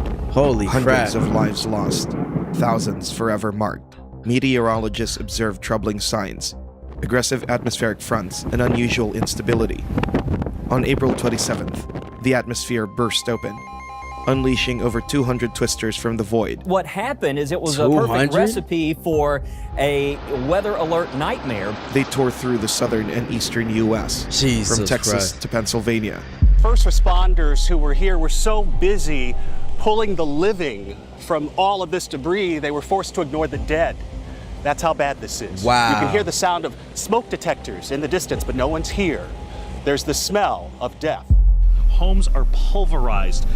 There is a church up there that is just now a concrete slab. You can't even see where the wood and things that made up the church are. In less than 6. That's like the craziest part is that, you know, you just look at your home, you look at homes around your neighborhood and all that shit, and it's just, you know, it looks normal and stuff. And a storm like this, a tornado, E5, E4 even, it just depends on how aggressive it is and the direction it's going, just how much it wants to level that goddamn house, and it can literally turn it into some dust, bro. You'll be like, wait, there was a place here? That's how fucked up these tornadoes will make it look. 60 seconds, the tornado had destroyed half the homes in town. Like, look at this, bro. The strongest tornado to hit Mississippi in more than 50 years. These are the most devastating storms and tornadoes this community has seen since at least 1974. For 4 days, what the hell was in the air? Biblical scale swept through the region.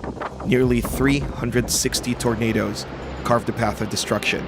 Textbooks would later refer to it as the 2011 super outbreak. The huge outbreak of tornadoes in late April 2011 was so bad that it earned a special name, Super Outbreak of 2011.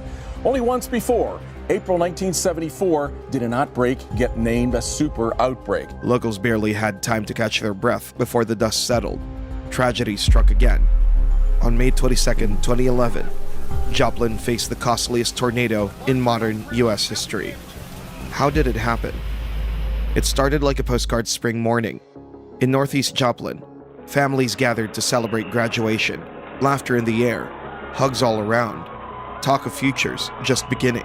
Jeez, bro, it's on graduation day and stuff. Oh my gosh, it was May, right? He said it was May. So yep, that's around the time kids get out of school. It's usually like May or June and stuff. I used to get out in June a lot, but most schools like around the world are probably around May. May is a good time, or maybe even earlier, depending on when you start. It's all about like when you start school, right? But the whole point is, damn, bro. Yeah, this is around a whole bunch of kids graduating and stuff, and then this fucking storm coming in. Oh my gosh, it's like the worst time. East Joplin, families gathered to start 190, but there was something hidden, something no one saw unfolding.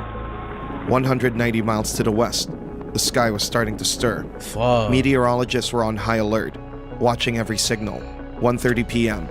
Tornado Watch 341 was issued. The probability, 15%. For a town that heard it all before, such warnings didn't sound like much. Nothing new. Another routine alarm. People were simply exhausted from living in constant survival mode.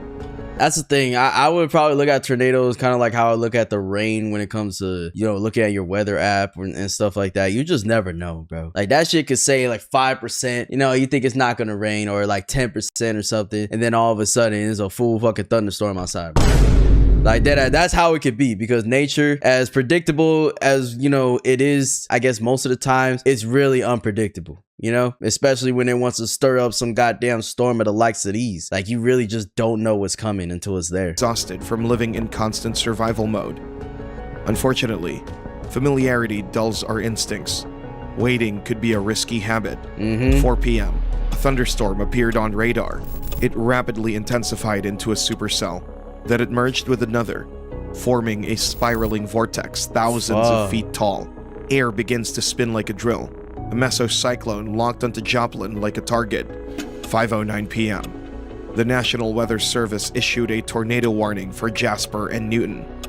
The countdown began. We're in western Joplin, so that's looking to the northwest. As we mentioned before, a high precipitation supercell, so that means you're not going to be able to see a tornado if there in fact is one on the ground. Right now it looks like we just have some... That's what makes these type of tornadoes so fucking scary. And it just like the El Reno one, I know I keep referencing that. That was the first big one I've watched, so I'm gonna keep referencing it because that's just how it's easier for me to reference that, right? But anyways, the point is how the lady said is a high precipitation tornado, which means that there's high amounts of rain for people that don't know what that means, which makes it very hard to see exactly where the tornado is. And that's when it could get the most scary, because literally, you know, you be looking in the distance thinking, oh, the tornado's not around us or whatever, and then all of a sudden you realize way too late because you cannot see it at all. Have some reports of a funnel cloud. 5:17 p.m.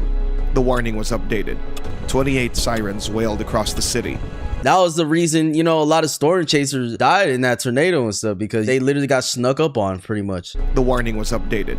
28 sirens wailed across the city. Emergency alerts echoed on the radio, TV, and weather channels. This time, the storm would teach a harsh lesson. Sirens aren't always heard, especially with windows closed. The hills and valleys created sound distortion, while rain and hail further masked the threat. A survey found 10% of residents, up to 5,000 people, were unaware of the warning. Of the 90% who did, 84% took the NWS alert seriously. 77% said they headed to the safest place they could find. Man, that is looking ugly. That's the tornado siren. Man, look at that. Well, that's not good. Not good at all. Jesus. Yeah, bro. It's like, oh my gosh. I feel like it just sucks living in these type of areas where tornadoes, these type of storms are more prevalent. They're more dominant than obviously other parts of the world. But it's like, dude, I know people hear probably tornado warnings all the time. They probably been through plenty of them, you know, and just been fine. But it's like that one tornado is just not going to be nice to you, bro. It's not gonna go the right direction or something. It's gonna go straight at your ass. Like, I don't know. I feel like people gotta take those warnings like way more serious. You feel me? 5:29 p.m. But I also understand some people are just like, dude, I fucking live here. My whole life is here. Like, what the hell? If we go, and then it is what it is. Like, where else do I have to go and stuff? So I definitely feel for those people as well. On meteorologist screens, the hook echo became crystal clear. A strike was inevitable. We've got some information on this storm. Let's go ahead and go to the Freeman First Alert Doppler radar. Galena is reporting, trained weather spotters in Galena are reporting now sightings of funnel clouds. Caitlin, you were telling me about that just a moment ago. 5:34 p.m. The tornado made landfall on Joplin's southwest side. Public report, meaning that one of their trained spotters hasn't seen it, but there's our tower cam. And that would appear to be a power flash. That could be from a lightning strike, but that is the portion of the storm that we have been concerned with. Tornado sirens once again going off in Joplin. Those are definitely power flashes that we are seeing on the ground. TV networks and phone lines were going down. No way to carry calm professionalism anymore. No need. What they saw was terrifying. In moments, the studio was filled with voices of anxiety and fear. Take cover. Yes, please. Right now. Please, I am telling you to take cover right now. We do have a Folks, tornado on the ground. This is a tornado. Yeah, this is a very dangerous situation. We cannot stress this enough. If you are in Joplin, please take cover. The broadcast cut out. Darkness begins to swallow the city. 5:37 p.m. That's fucking insane, bro. Like, just hearing that. Just imagine you just chilling in the house or whatever, and then, you know, you might have flipped the news on and you just hear this. Like, the news reporter is literally panicking, telling people to hide and stuff, and you're just in the middle of this like, oh my god, like, what is going on? The news just cuts off. You got all the signals lost, power lines going down, all types of shit happening, windy as fuck outside, rainy and all that shit. You don't even know what direction the tornado's coming in. You just know something's coming, bro. The broadcast cut out. Darkness begins to swallow the city. 5:37 p.m. Just 3 minutes later, the tornado slammed into St. John's Regional Medical Center.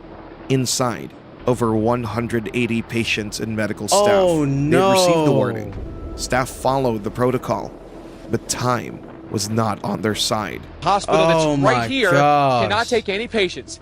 because the hospital has no power. It was hit very, very hard. You can see nearly every window in the hospital has been damaged. The roof severely damaged. Every vehicle in the parking lot is a total loss. They've taken all their critical care patients to a neighboring hospital, and that hospital cannot take any more patients other than life-threatening injuries. The tornado ravaged the hospital. That's such a, oh my gosh, that's such a fuck situation, bro. That's such a fuck situation because, like you said, you know, other hospitals and stuff, they're gonna have patients and they're gonna be worried about, you know, what the hell's going on with them, and then just bringing all these patients to another hospital where they're not registered, they're not already there, they're not in the system. You know, the hospitals there could already be filled up. You just never know, right? That's why, you know, there's hospitals here, there's hospitals there, whatever. They have their certain amount of patients and stuff, but in an emergency situation like this, it causes so much problems because now some patients are literally not going to be allowed to go in. Only, you know, very, very, very critical people, but you never know. Some people could be more critical than others, and it just hasn't shown yet. You just never know, bro, with patients in the hospital. And it's just sad that, you know, not everybody can be accommodated to because of this dire situation, bro. That sucks. Hospital, knocking out the main power and backups.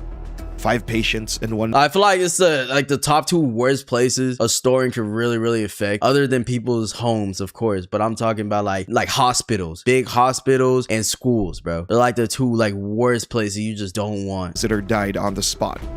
More followed in the depths. 5 patients and 1 visitor died on the spot. Oh my god. More followed in the days ahead. 5:39 p.m. Greenbrier Nursing Home. These would become the most harrowing minutes of a national tragedy, all within the walls of one building. It was a place for those who had already weathered their storms in life, and now it stood directly in the path of another. Inside were around... That's a crazy quote right there, because like that was metaphorical and literal. They weathered the storm, and they're gonna have to literally weather another storm, and that'll be the last storm they'll see, bro. In the path of another. Inside were around 90 people, elderly residents, visitors, nurses. The staff reacted quickly to the warning, guiding everyone into the interior hallway. They did everything right. Still, nothing is ever guaranteed. Nothing. The hum turned into a growl, and the growl to a roar. Fuck. The building trembled and collapsed. 21 lives gone in seconds. 5:40 p.m.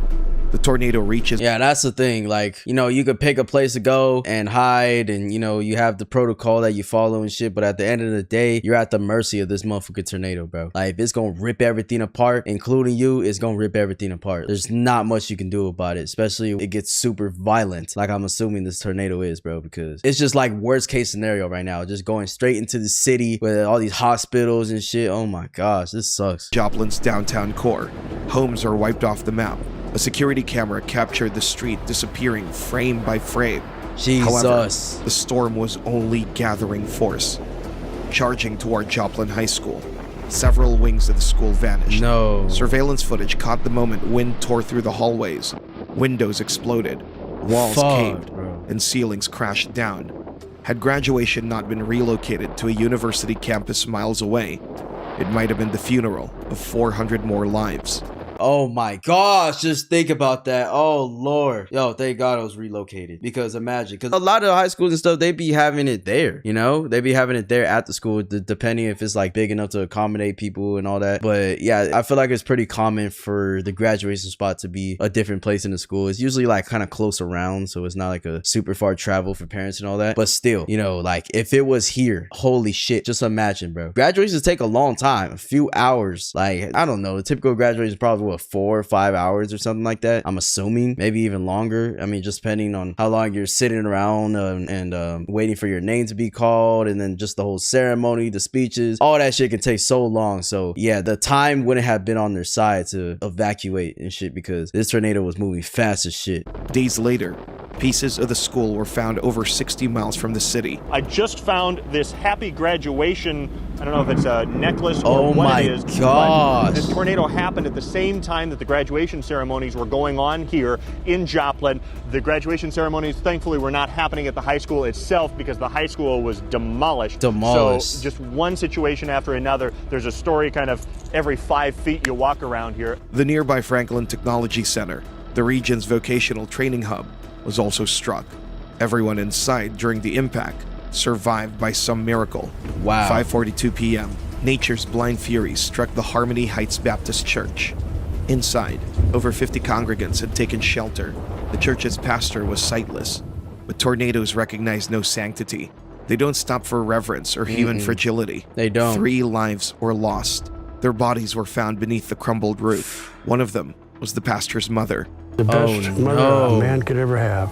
The solo that I sang was a special song that she requested that I sing. Just about the end of the solo is when they let us know that we needed to take cover. As a symbol of faith and resilience, the church was later rebuilt. 5:43 p.m. Tornado achieved peak intensity. That's crazy too, especially like when it's in the dark. I mean, dude, if I was in a tornado, I would just hope it's bright in the daytime and I could see exactly where it is and see exactly what's coming, because yeah, being in the dark, and right now it says about 5 p.m. and stuff, it could still get dark by then. It just depends, and especially when all the fucking lights are out in the city because the power is out, you know, or you're just inside and you don't really realize it, but just like not knowing it's coming and just getting caught up in it. That's gonna be the worst feeling. Achieved peak intensity. I can only imagine. Winds between 155 and 224 miles per hour.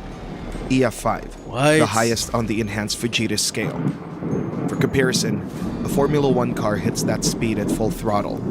But here, no track, no driver, no finish line. Much larger scale. Tornado, you can see that it was taking out those transformers. Great analogy right there. It continues to push off to the east in Joplin. Please do not go outside and try to track this storm, folks. You can't see anything outside. Oh yeah, please. It is rain wrapped. This is a dangerous, dangerous situation at this point in time. The storm smashed into the hammer. Yeah, this gotta be a storm chaser nightmare right here. Especially like you said, they keep referencing how this is a rain-covered tornado. And that's one of the worst things you could possibly get into as like a storm chaser, because, you know, storm chasers rely on knowing exactly where the goddamn tornado is and trying to predict the direction and all of that. And if you cannot see that bitch, it's over with. It's over with because you literally don't know where it is. I mean, I guess you could go off of sound, but even then, the sound is going to be already crazy just from the rain and stuff. You know, the rain, the hail, all this shit going on, the wind. So you just don't even know, okay, the wind is intensifying, yeah, but by the time you feel that, it's too late. Point in time. The storm smashed into the Hampshire Terrace apartment complex. 12 more lives were taken. Dozens more changed forever. Then, like a detonation, it hit Rangeline Road.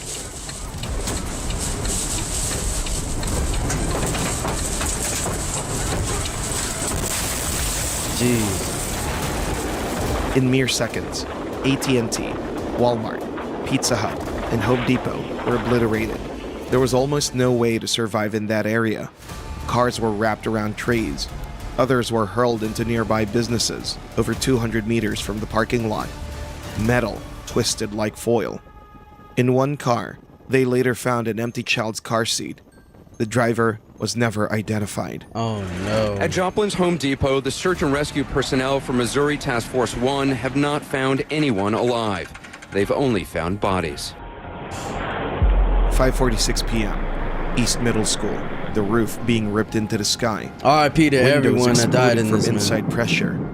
Thankfully, the building was empty. 5:47 p.m. Fast Trip gas station.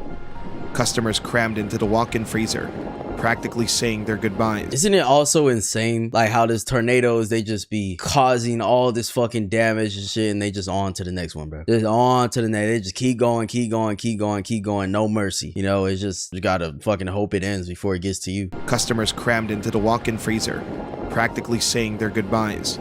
The audio captured from inside is gut-wrenching, full of sorrow, rage, courage. Oh my God.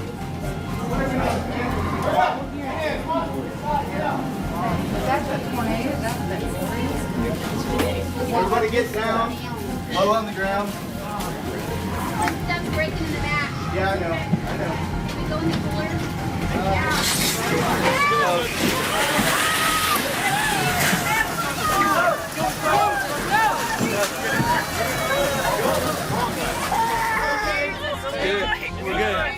We're good. We're good. It's okay. It's okay. I think we're gonna do it.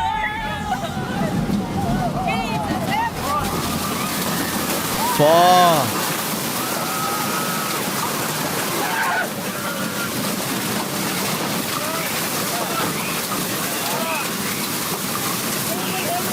bro, just the sound of terror coming from everybody, and then the sound of the fucking tornado just hitting, and the wind speeds. Oh my gosh, I can only imagine the feeling you get just knowing you're literally just at the tornado's mercy, like we referenced earlier, bro. Like, that's just it. Like, you just gotta hope and pray nothing hits you, nothing falls on you. You know what I'm saying? You got enough shelter, and then you just get through it, bro. It's like, fuck, that's sad. Like, actually hearing the people inside, like, you know, I'm sure it's mothers with their children and stuff, and fathers and all that, just trying to protect their children, but it's like there's not much you can do, bro.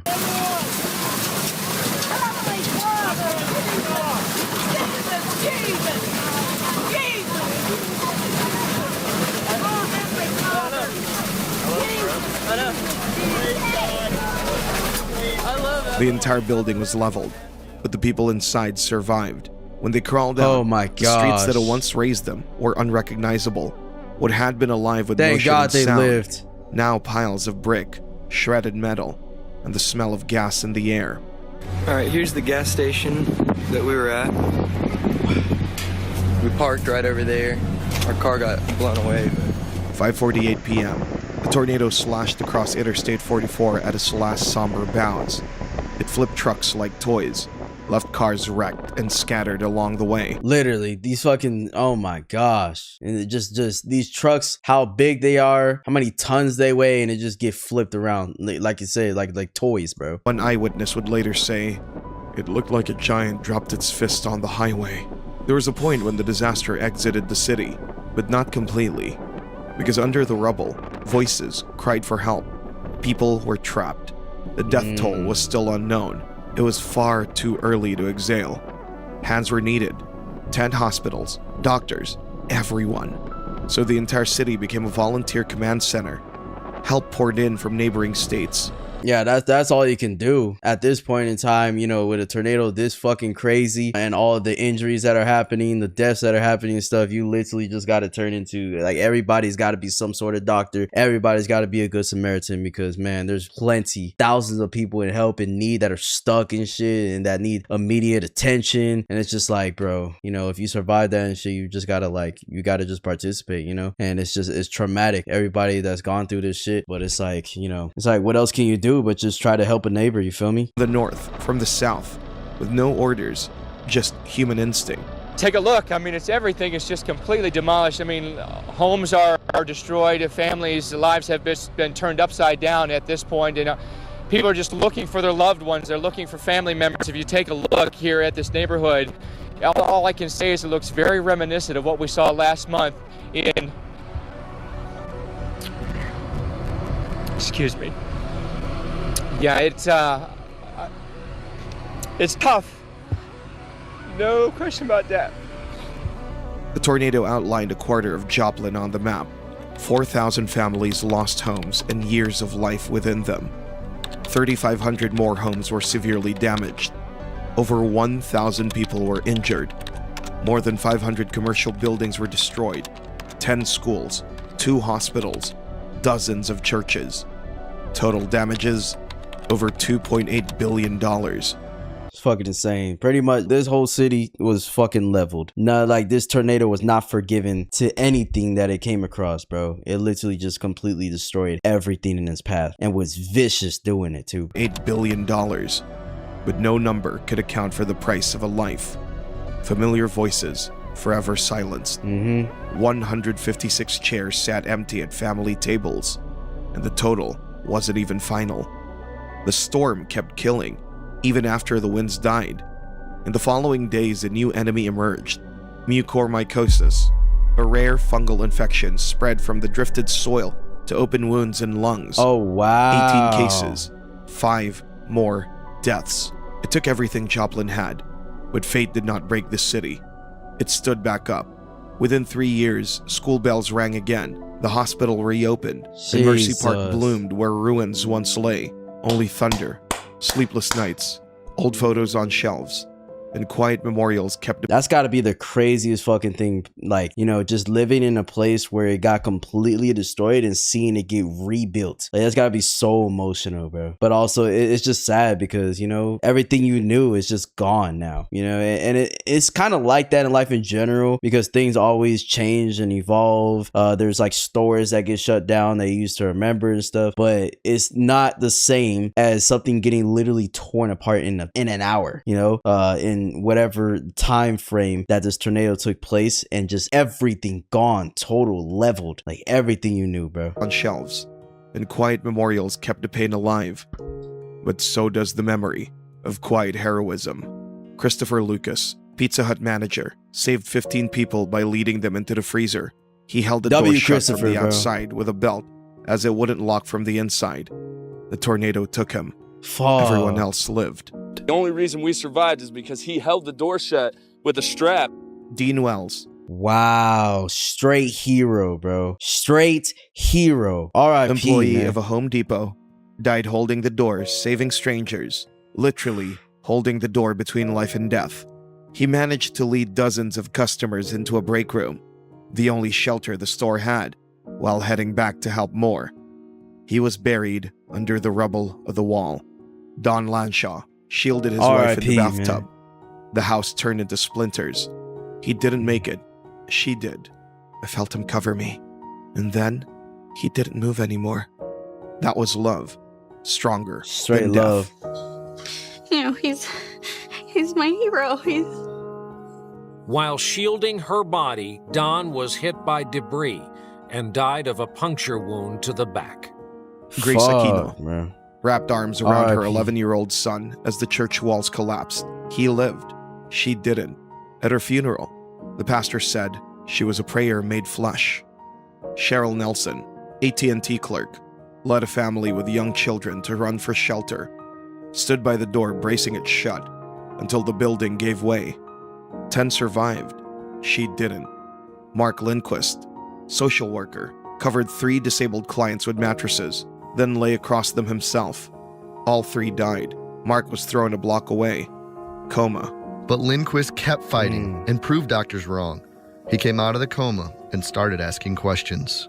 The first words he said to me were, "Are my guys okay?"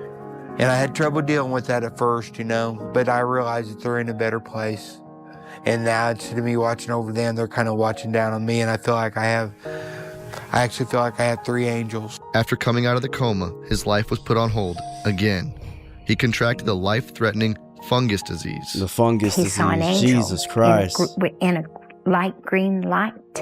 And he said at that point, I knew the fungus was gone. And very soon after, they told us he was free of the fungus. He tried, and he lived to remember. The tornado took nearly everything, but it couldn't take human dignity. Nah. It couldn't take love. Take care of one another. Facts, Every storm bro. eventually ends.